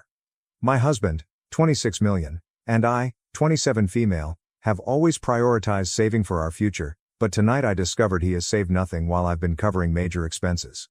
He makes enough to save at least $3,000 a month, but instead, he's been recklessly spending and even dipping into our savings. This isn't the first time we've had this issue, and I feel completely betrayed. Our future plans, having a baby, moving, are now on hold. I don't know if I can trust him anymore and am considering time apart. Where do I go from here? Update. I wanted to come back and give an update since a lot of people had strong opinions about this. First off, my husband is not some reckless mooch, and this isn't a case of me supporting him while he blows through money. He actually covers most of our monthly bills, while I handle the bigger but less frequent expenses like quarterly and annual payments. That setup works for us since my income isn't the same every month. He's also an incredibly generous person. He loves picking up the tab for friends, buying gifts just to make people smile, and always putting others first. That generosity is one of the things I love most about him, but when you aren't keeping track, it adds up fast. And for those assuming I don't make real money because I run my own business and do freelance work, this is my first year going full-time instead of working a 9 to 5 and then grinding on my business at night. I wouldn't have had the courage to do that without him, and I never would have made the leap if I didn't have a partner with a steady paycheck, even though my business has been doing really well. That said, I know I've failed as a partner too. He wasn't upfront with me when he started struggling to pay off his credit cards, and while he absolutely should have told me, I should have checked in more too. I thought he was spending the way he was because he was still able to while keeping up with our savings. Instead, he was dipping into our savings to cover his credit cards, and instead of telling me, he tried to handle it himself. He knows that's not okay, but I also need to make sure he feels comfortable coming to me before things get to this point again. To clear up a few things. No, he is not trying to trap me with a baby. We both want kids. It's just about timing. No, I am not unemployed. I run a successful business and do freelance work. Just because I don't get paid on a bi-weekly schedule doesn't mean I don't make good money. Yes, small purchases add up fast. Lunches out, spotting friends, video games, gifts for family, random Amazon orders. It all snowballed into $3,000 a month before he even realized what was happening. Moving forward, we agreed to close most of his credit cards, put his full paycheck into our joint account instead of just half so we both have visibility on spending, and stick to a firm budget that still gives him personal spending money. We haven't decided yet if we'll fully merge everything, but we are going to be a lot more open and accountable with each other. At the end of the day, this isn't a deal breaker for me. I love my husband and I know he loves me. We both want this to work, and we are both putting in the effort to make sure it does. Thanks to everyone who gave helpful advice. Hopefully, this is the last time we ever have to have this fight. I had a kidney infection, but my husband lied about being stuck at work, and when I called his coworker, I found out he hadn't even left. I, 28F, have been married to my husband, 32M, for 3 years. We have a 1-year-old daughter together. Up until recently, I thought I could count on him when I truly needed him. But last week, he proved me completely wrong. I had been feeling off for a couple of days, fatigued, nauseous, just generally unwell. Then one morning, I woke up with a fever, chills, and a deep sense that something was really wrong. I was so weak I could barely get out of bed. Taking care of our daughter felt impossible. I called my husband at work and told him I needed him to come home. He promised he would. An hour passed. Then 2. He kept texting me, saying he was just finishing up something, and would leave soon. Then he claimed he was stuck in traffic. Then he said he was on his way but had to stop for gas. At this point, my fever was getting worse, and I was struggling to even sit up without feeling dizzy. I told him it was urgent. He reassured me he was almost there. But something felt off. So I texted one of his coworkers, someone I knew he was close with. The response I got sent a chill down my spine. He hasn't left yet. He's still here. I was furious. And terrified. I immediately called my neighbor, a kind older. She came over right away, helped me get dressed, and drove me to the hospital. Turns out, I had a severe asymptomatic urinary tract infection that had turned into a serious kidney infection. My heart rate was dangerously high, and the doctors told me that if I had waited much longer, I could have gone into septic shock. 2 hours later, while I was lying in that hospital bed, shaking from fever and hooked up to an IV, my husband finally decided to show up. I didn't even want to look at him. He tried to explain, saying he didn't realize it was that bad, and that he was just trying to wrap things up at work. But I can't get over the fact that he lied to me, over and over, while I was at home struggling to stay conscious. If my neighbor hadn't been there, I don't know what would have happened to me. I feel so betrayed. If he could ignore me in a life-threatening situation, what does that say about our marriage? About our future? About our daughter's safety if something ever happens again? I don't know what to do. Would you be able to trust your partner after something like this? Comments. Comment 1. Yeah, no. I couldn't do this either. If you had waited for him and gone into septic shock and probably ultimately died, what would he have done then? That could have 100% been prevented if he just came home when you asked. He gives more loyalty to a job that'll just replace him when it's his time over his wife who he chose to love in sickness and health. Comment 2. We're expecting to have our first child in about a month and a half. I, the dad, notified work of the due date and I expected that I'd be scheduled on overlapping shifts so if something happens they won't have to scramble to find coverage. The March schedule just came out and in the last week I'm exclusively scheduled at offsites, on my own, so I can't just drop everything and leave. Really? Yeah, right. Guess who has 2 feet and can leave? I'm not missing the birth of my first child for anything and I'm not gonna be anywhere except wherever boss mama wants me to be. Comment 3. I went through something very similar with a now ex. I tried to get past it but I just knew in my heart after that he wasn't reliable and wouldn't prioritize me even in the most dire of circumstances, and that's a hard thing to move past, even without children. Comment 4. Yup. Me too. Now ex. Put everyone one ahead and even doubted my illness. Not a friend or even a person on your team. This is one of those, when they show you who they are, believe them. Update. 4 days later, I'm feeling better and finally back home after a few days in the hospital. My parents came to pick up my daughter and took care of her while I was away. They live 4 hours away, so I hadn't asked for their help earlier. I didn't really get an apology from him. Just a bunch of excuses. He said he didn't think it was that serious, and I should have just gone to the neighbor if it was really that bad. I didn't argue, not because I agree, but because some of the comments I got made me realize some things. People asked if I'm the type to cry wolf, and that's why he didn't come. In 5 years of being together, I've only ever needed him to take me to the hospital once, when I gave birth to our daughter. He wasn't there when I was sick, and if he had come home, he probably wouldn't have done much anyway if it didn't need a hospital. But then someone asked me what I'd do if it was our daughter in my position, and he acted the same way. That hit me hard. And as dramatic as it sounds, I don't want to be with him anymore. I don't think I can ever trust him again. I've made an appointment with a lawyer, but of course, divorce takes time. I'm looking for an apartment, but the housing shortage is a nightmare. Since I live in a rural area, though, there's still hope. I haven't told him yet.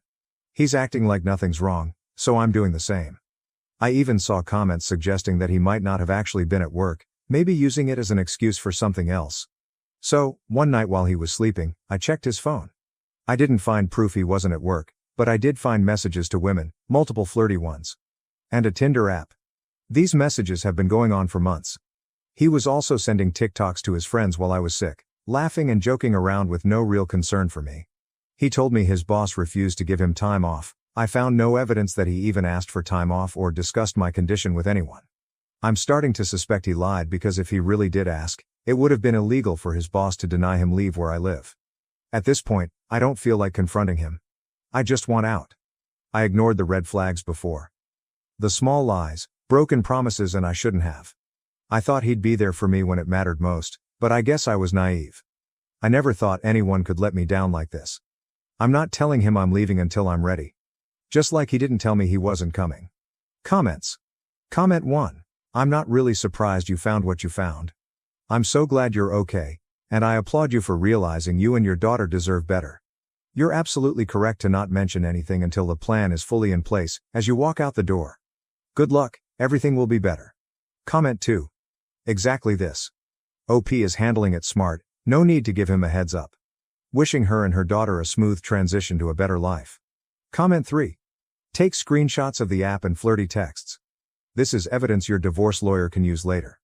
Oopie. Where I am, infidelity doesn't change anything regarding divorce, but I still did it for if he tried to lie to people. My wife sold the family heirloom engagement ring to buy luxury items, even though she knew how important it was to me. My soon-to-be ex-wife, Leah, 26F, and I, 28M, had been married for 6 months after dating for 2 years. I spoke with a lawyer a few days ago and filed for divorce because she sold the wedding ring I proposed to her with. It was a rather expensive ring with a platinum band set with diamonds, and it had been in my family for 3 generations. It was a major deal to me, and she understood I wanted to keep it in the family as an heirloom. I asked her about her lost ring last week. She casually informed me that she had sold it to fund a few luxury goods because the ring was outdated and not her style. She spent the money on fancy purses and jewelry. She acted as if it was no big issue when she told me about it, but I immediately freaked out because my mother and grandmother are still alive and would be quite unhappy if they found out. I told her she needed to return everything and buy the ring back since it was supposed to stay in the family. She was aware of this, and I couldn't comprehend how she could have made such a big error. But she explained that it was not a mistake. She had done it on purpose. She knew I'd lose my head, so she prepared her defense. Apparently, she had disliked the ring from the day I proposed but had not said anything because it belonged to our family. However, now that we were married, she claimed it was technically hers, and she could do whatever she wanted with it. That was her rationale, and she believed it was sound logic. We had a huge quarrel, screaming at each other like never before. I assured her I was willing to do whatever it took to get the ring back. She informed me that she was not returning anything and that if I wanted the ring back, I would have to buy it back from the buyer myself. I was so unhappy that I packed a tiny bag and drove to a suburban hotel, where I'm currently staying. She didn't try to stop me, and she didn't even look up as I left. Since then, she has not attempted to contact me. I waited 2 days for her to get back to me. When she didn't respond, I contacted my pals, who recommended a decent divorce attorney. On the 3rd day, after consulting with the lawyer, I blocked her everywhere. Yesterday, I signed the divorce papers and returned home throughout the day. I skipped work so I could go home when she wasn't around. I went inside, placed the divorce papers on the coffee table, and began sorting through my belongings. Fortunately, a few friends were willing to help me. They assisted in carrying the heavier and larger items, which are being stored at their homes until I find another place to live. By the time I finished, everything that belonged to me had vanished, and there was no sign of me left. Then, I returned to the motel. When Leah returned home from work after 6 p.m., her parents began calling me. They texted me that I couldn't do this, that I should only talk to her once, and that I needed to unblock her because this was petty. They claimed that I could not simply end our marriage over anything like this. I didn't care. I blocked them as well. That's when she dispatched her companions after me. They started calling me unreasonable, petty, and egoistic. Then they told me that shortly after I left, Leah had contacted the jeweler she sold the ring to and was in the process of purchasing it back since she felt awful. But, according to them, I hadn't even given her enough time to repair it, so they started portraying me as the evil guy. Now I think I may have overreacted, and I've been feeling strange since last evening. Am I incorrect to file for divorce since my wife sold the wedding ring that had been in my family for generations? Edit. My family has no idea what is going on right now. I don't want them to worry, so I haven't told them anything. My maternal grandmother is pretty elderly. She was the original owner of the ring when my grandfather proposed to her with it. I don't want to risk giving her a heart attack, which she would undoubtedly have if she discovered that Leah sold the ring. The ring is really important to my family, and I've been chatting with the jeweler Leah sold it to for the past 3 days. She had given me his contact information while we were fighting, telling me that if I really wanted the ring back, I could go buy it myself. However, I have yet to be able to get it back because the jeweler is asking for considerably more than he paid Leah for it. I'm currently negotiating with him. I also asked if Leah was trying to repurchase the ring, and he verified that she was. He told me he'd sell it to whoever had the money first. Meanwhile, if another client offered a higher price than the one he quoted us, he would sell it to them instead. So I need to move quickly because the ring is on display at his store, and he doesn't take reservations. If someone offers greater money, he will sell to them. It's been frustrating dealing with him, but at the end of the day, he's a businessman, so I can't hold it against him. After all, Leah sold him the ring, and he paid a nice price for it. It's all fair game to him. I'm just crossing my fingers that I can get the money together as quickly as possible. Maybe he'll drop the price he's quoted, and I'll be able to buy it back. Only then will I tell my family what's been going on. Otherwise, things will become very messy, and I do not want them to panic. Update 1. It has been 4 days since my first post here. Thank you to everyone who left comments on my post. It was tremendously reassuring to know that I was doing the correct thing after greatly doubting myself. Her pals definitely got inside my thoughts. They went out of their way to make me a villain, but I didn't take it personally. I've blocked all of her friends and family members. I don't want to interact with any of them because of what's happened in the last few days. It's really been playing with my mind. Leah and I have been together for a few years, and I never anticipated this would happen.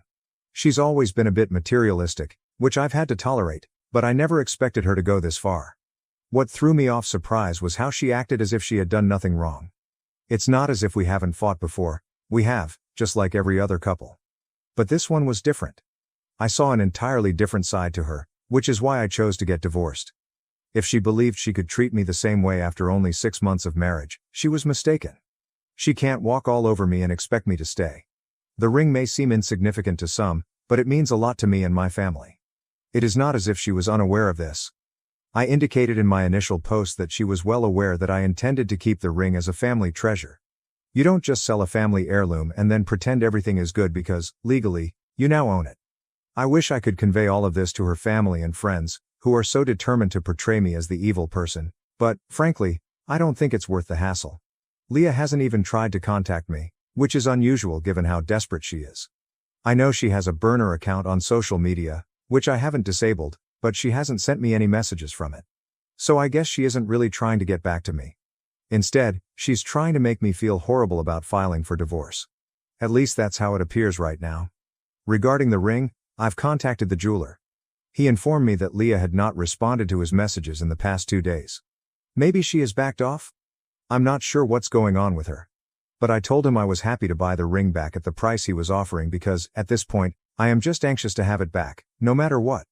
He agreed, and I'm going to his store tomorrow to send him a check and get my ring returned. Once I have it, I'll finally tell my family about what's been going on with me and Leah, since I believe it's time. They still have no idea, and my mother has been questioning why neither of us has been home and why Leah has not returned her calls. I wasn't aware that Leah had also moved out. I guess she's staying with her parents or friends, it does not matter. But I guess this is finally over, because moving out of the house appears to be the final step. I anticipate to hear from her lawyer within the next several days, and then we can proceed with the divorce. I have a gut sense she will not contest it, and I sincerely hope she does not.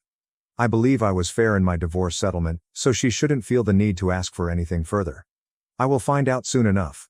For the time being, I'm simply hoping that everything goes well for me. I've already spent a lot of money to get the ring back. I don't want to spend another amount on a lawyer to battle a long, drawn-out divorce. I just hope everything goes smoothly from now on. Update 2. I eventually went to the jeweler's store today, paid him, and got the ring back. The guy seemed quite interested in my condition. He was quite talkative and had a tendency to gossip. He explained to me that he had never been in a situation like this before and found it fascinating. Then he stated something that truly piqued my interest. Leah had unexpectedly blocked him. That surprised me, given that her friends had insisted she was distraught by our argument and was sincerely attempting to reclaim the ring. But I believe as soon as she saw I wasn't coming back, she gave up. It was all for show after all. She doesn't care about the ring or repairing things. All she cares about is looking like the victim. This only validates what I previously believed, so I'm not surprised. After visiting the jeweler, I decided to speak with my family and remove the band-aid. I was sick of keeping things from them, and now that I had the ring, they wouldn't have to worry about that. I drove to my mother's house, sat my parents down, called my grandmother on FaceTime, and recounted the entire issue to them. Everyone was surprised that Leah had done anything like this. She always came across as a nice person, and no one anticipated her to pull off something like this. My grandmother was relieved that I was able to reclaim the ring, but she also remarked something that resonated with me. It wasn't right that I had to purchase my own ring back. She suggested that during the divorce, I make Leah pay for it. I told her I will think about it, but I know it won't happen. It would simply lead to a long war and countless negotiations, which is the last thing I want. These things can stretch on for months, and I don't have the time or money to continue squandering on lawyers. I didn't say it to my grandmother, but there isn't much I can do in situations like these other than confess defeat. It seems horrible, but it's actually the more practical thing to do. We had no written agreement regarding the ring, so proving anything in court would be tough. Social conventions and family customs are not legally binding. Unless I had the best lawyers in town, pursuing her legally would be worthless. My parents understood this, therefore they did not pursue the matter further. After we ended the FaceTime session with my grandmother, my parents expressed their disappointment with how things turned out with Leah. They had developed a strong liking for her. They have never had an issue with her before. She had always been an excellent daughter-in-law, and when we married, my parents were the happiest they had been. Leah blended right in with our family, like the missing piece of a puzzle. And now, less than a year into our marriage, we were getting divorced. I ended up weeping while they were speaking to me. They had to console me since, up until now, I had not allowed myself to cry or properly express my emotions. But today, I couldn't keep back. Hearing my parents talk about Leah and how unhappy they were about the situation only made me feel worse about all I was going through. And they were correct. We were already divorcing after only a year of marriage. I never envisioned something like this happening just a few months, let alone a few weeks ago. But now it is occurring, and there is little I can do about it. The toughest part is that I know Leah believes she did nothing wrong. That's why she sent her family and friends after me, to guilt trip me into returning. The whole event with the jeweler was purely for show. She wanted to appear upset, but the truth is that she probably wasn't. She doesn't comprehend how important this was to me. She believes I'm overreacting. And that's the worst part. But after speaking with my parents today, I felt lighter. It felt like a great weight had been lifted off my chest. They told me they were proud of me for sticking up for myself and my family, for refusing to let anyone walk all over me, even if I love that person. That's all the reassurance I need. At the very least, my parents believe I am doing the right thing and am not overreacting. Whatever hurts me, harms me. I can't change that. And if Leah doesn't care that she harmed me, maybe we should end this marriage while we still can. Now I'm just waiting for her response to my divorce filing. I sincerely hope she does not contest anything, because it is the last thing I need right now. She's already brought me enough difficulty, I don't want any more. Update 3. It's been a few days since my last update, and I've been busy. I had missed a few days of work, so I had to make up for lost time, including working overtime. Given my existing circumstances, I couldn't afford to upset my bosses. Instead of relaxing, I spent my free time hunting for an apartment close to my employment. Staying at a hotel was no longer practical. Thankfully, I was able to find a place with a fair rent, and I'll be moving in next week. Naturally, dealing with the practical issues of my life kept me extremely busy, so I didn't have much time to reflect about Leah and everything that had gone wrong. In some ways, it served as a good distraction. But then she called me last evening. It was from an unfamiliar number, so I picked it up intuitively. And when I heard her voice on the other end, I stopped. I wasn't sure whether to stay on the line or hang up. So I just remained silent. She did not apologize. She did not even admit what she had done.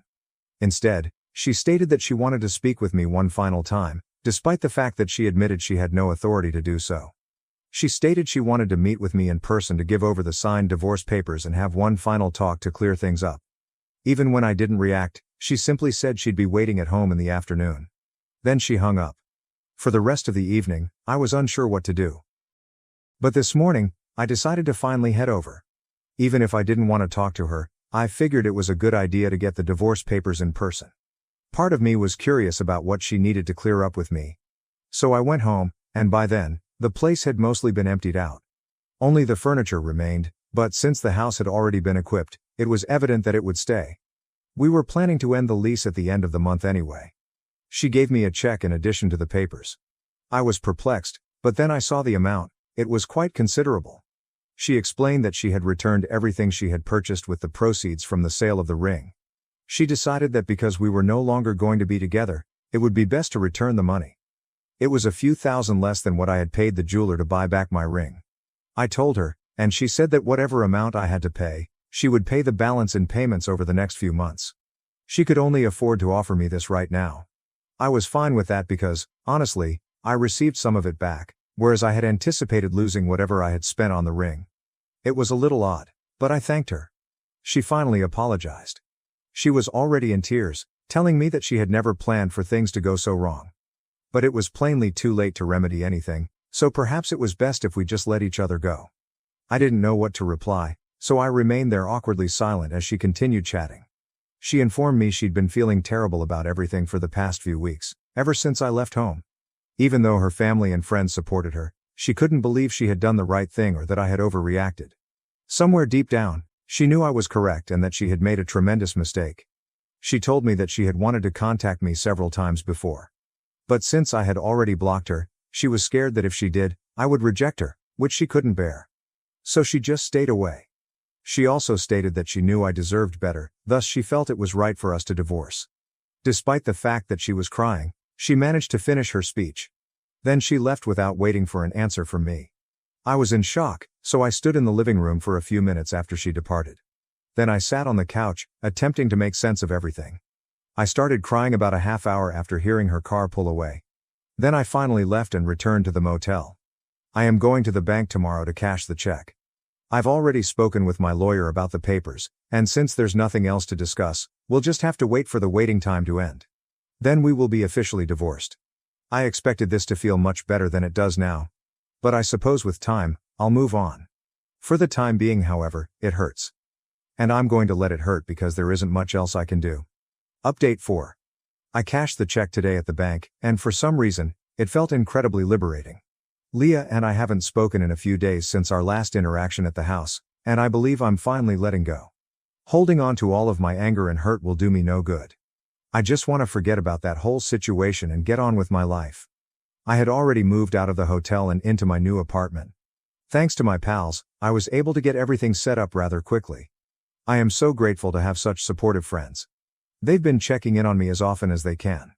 I'm also grateful to my parents, who have been there for me emotionally. I don't think I would have been able to deal with this as well as I am now if it hadn't been for them. And it's not as if I don't miss Leah or regret what has occurred. Of course I do. But I can't let it get in the way of my life since the world won't stop for me to digest my emotions. I am still going to have to work. I'll still have to keep up with the bills and everything else. I'll still have to do everything I'm supposed to do. To stay up, I needed the emotional support I've received from everyone, so I'm grateful that I have such a strong support system. In a few weeks, my divorce will be final. After that, I'll be done with the legal matters. I'm thinking about going on a vacation or doing something exciting and unplanned to take my mind off things because I believe I need a change of pace right now. I've spoken with a few pals, and they seem enthused about the prospect of traveling together. Perhaps I will take them up on that. Leah and I are no longer together, as evidenced by her social media post. I don't use social media much, so I didn't post anything or make any announcements, but she did. Many of our mutual acquaintances contacted me. Some simply wanted to assure me that things will improve, while others only wanted to gossip. But at least everyone knows now, so I don't have to explain anything. For that, I am grateful. That being said, I'm looking forward to moving on. Update 5. Hello everyone, my divorce was finalized earlier this week. Leah contacted me again from the same number she had used before to apologize. Instead of remaining mute, I told her that I wish things could have worked out with us, but that is how it is. I wished her only the best for the future. She thanked me and then hung up. And that was all. It hurts, but I suppose this is the closest we'll get to having any form of closure. Now, I'm actively attempting to move forward with my life. As I indicated in my previous update, I'm set to embark on a trip with a couple of my friends in a few days, which I'm very happy about. I've been looking forward to this for weeks, and it's finally happening. It actually feels like I'm beginning a new chapter in my life, which is very thrilling. Of course, I'm not totally done with the chapter I've left behind, but I can't go back. The only way to proceed is forward, and I'm hoping this tour performs its job successfully. That being said, I don't anticipate blogging here anytime soon. So, I'd like to thank everyone who has commented on my posts, supported me, and even reached out to me. It's very wonderful of you. The fact that you are all strangers to me and still care about my situation is extremely amazing, so thank you. I mean it. My sister-in-law's friend crashed our anniversary, flirted with my husband and crossed the line. But the real drama started after the party. It was a wonderful occasion for my husband and me, our 10th wedding anniversary. We had arranged a small event at our home with close relatives and friends, and we were both looking forward to celebrating. However, things took a bizarre turn when my sister-in-law's best friend, Amanda, stepped up unexpectedly. Amanda had always been clinging to my husband, but I didn't think much of it. However, as soon as she entered our home, I realized something was wrong. She smirked at me and made a beeline for my husband, who was greeting our visitors. I tried to ignore it and enjoy the evening, but Amanda continued to find ways to get close to my husband. She laughed a little too hard at his jokes, and I noticed her flashing him smoldering looks from the corner of my eye. I began to feel worried when I overheard her asking my husband if he wanted to go outside and get some fresh air. My husband respectfully declined, but I could tell he was becoming uncomfortable with Amanda's attention. As the night progressed, she became more aggressive in her pursuit. She continued stroking his arm, attempting to persuade him to dance with her, and even offered to help him clean up after the party. I didn't like how she was acting, but I fully trusted my husband. I knew he loved me and would never do anything to jeopardize our relationship. Later that night, after the majority of our visitors had left, my husband and I were sitting on the couch, enjoying some peaceful time together. I was relaxed until Amanda appeared out of nowhere. She had a sneaky smirk on her face and made a snide comment about our marriage. My husband did not answer, and I could tell he was becoming uncomfortable. Amanda kept pushing, hoping to elicit a response from him, but he remained faithful to me and firmly stated that he was happily married and had no interest in her efforts. Amanda eventually got the word and left our house, but the damage was already done. I was saddened and perplexed by her actions, but I was thankful that my husband had remained loyal and faithful to me throughout. We discussed what had transpired and promised to always be honest and open with one another. It was a painful event, but it drew us closer together and deepened our relationship. The next day, I decided to speak with my sister-in-law about what transpired at the party. I wanted her to understand Amanda's actions, especially since she was her best friend. I approached her softly, avoiding excessive drama or broken feelings. I recounted what Amanda had done and how uncomfortable it had made both myself and my husband. My sister-in-law was stunned and apologized profusely. She had no idea her friend had acted that way, and she promised to talk to Amanda and clear things up. I could see she was serious in her regret, which made me feel a lot better knowing she was on my side. It also helped that my husband had been extremely supportive and faithful throughout the situation. After our chat, I felt like a weight had been lifted from my shoulders. I knew Amanda's actions were not my responsibility, and that my relationship with my husband was strong enough to withstand any outside interference. Amanda's antics ultimately made me appreciate my hubby even more. Even in the face of temptation, he had remained loyal and honest to me, and that was something I would always value and love. Update 1. My sister-in-law called to tell me about her talk with Amanda. She informed me she challenged a buddy about her actions at our anniversary party. Amanda was initially defensive, but finally apologized. My sister-in-law was furious with Amanda for putting me and my husband in such an uncomfortable situation. She told me that she had told Amanda that her behavior was unacceptable and that she would not allow any disrespect to her family. I could hear the rage in her words, but I valued her support and commitment. She told me that Amanda had been sufficiently reprimanded and that she would maintain her distance from me and my husband in the future. As much as I liked my sister-in-law's response, I couldn't help but feel unhappy about the overall scenario. Amanda was a lifelong friend of my sister-in-law, and I knew their relationship would never be the same. But, at the end of the day, my spouse and I were the most significant persons in each other's life. Amanda had learned her lesson the hard way. She may have generated drama at our anniversary party, but in the end, she only succeeded in deepening my link with my husband, demonstrating how devoted we were to one another. Update 2. A few weeks have gone after the event with Amanda, and things are beginning to calm down. My sister-in-law has maintained a distance from her former closest friend, and my husband and I have resumed our normal routine. But one day, I received an unexpected message from Amanda. It was an apology, but not the one I expected.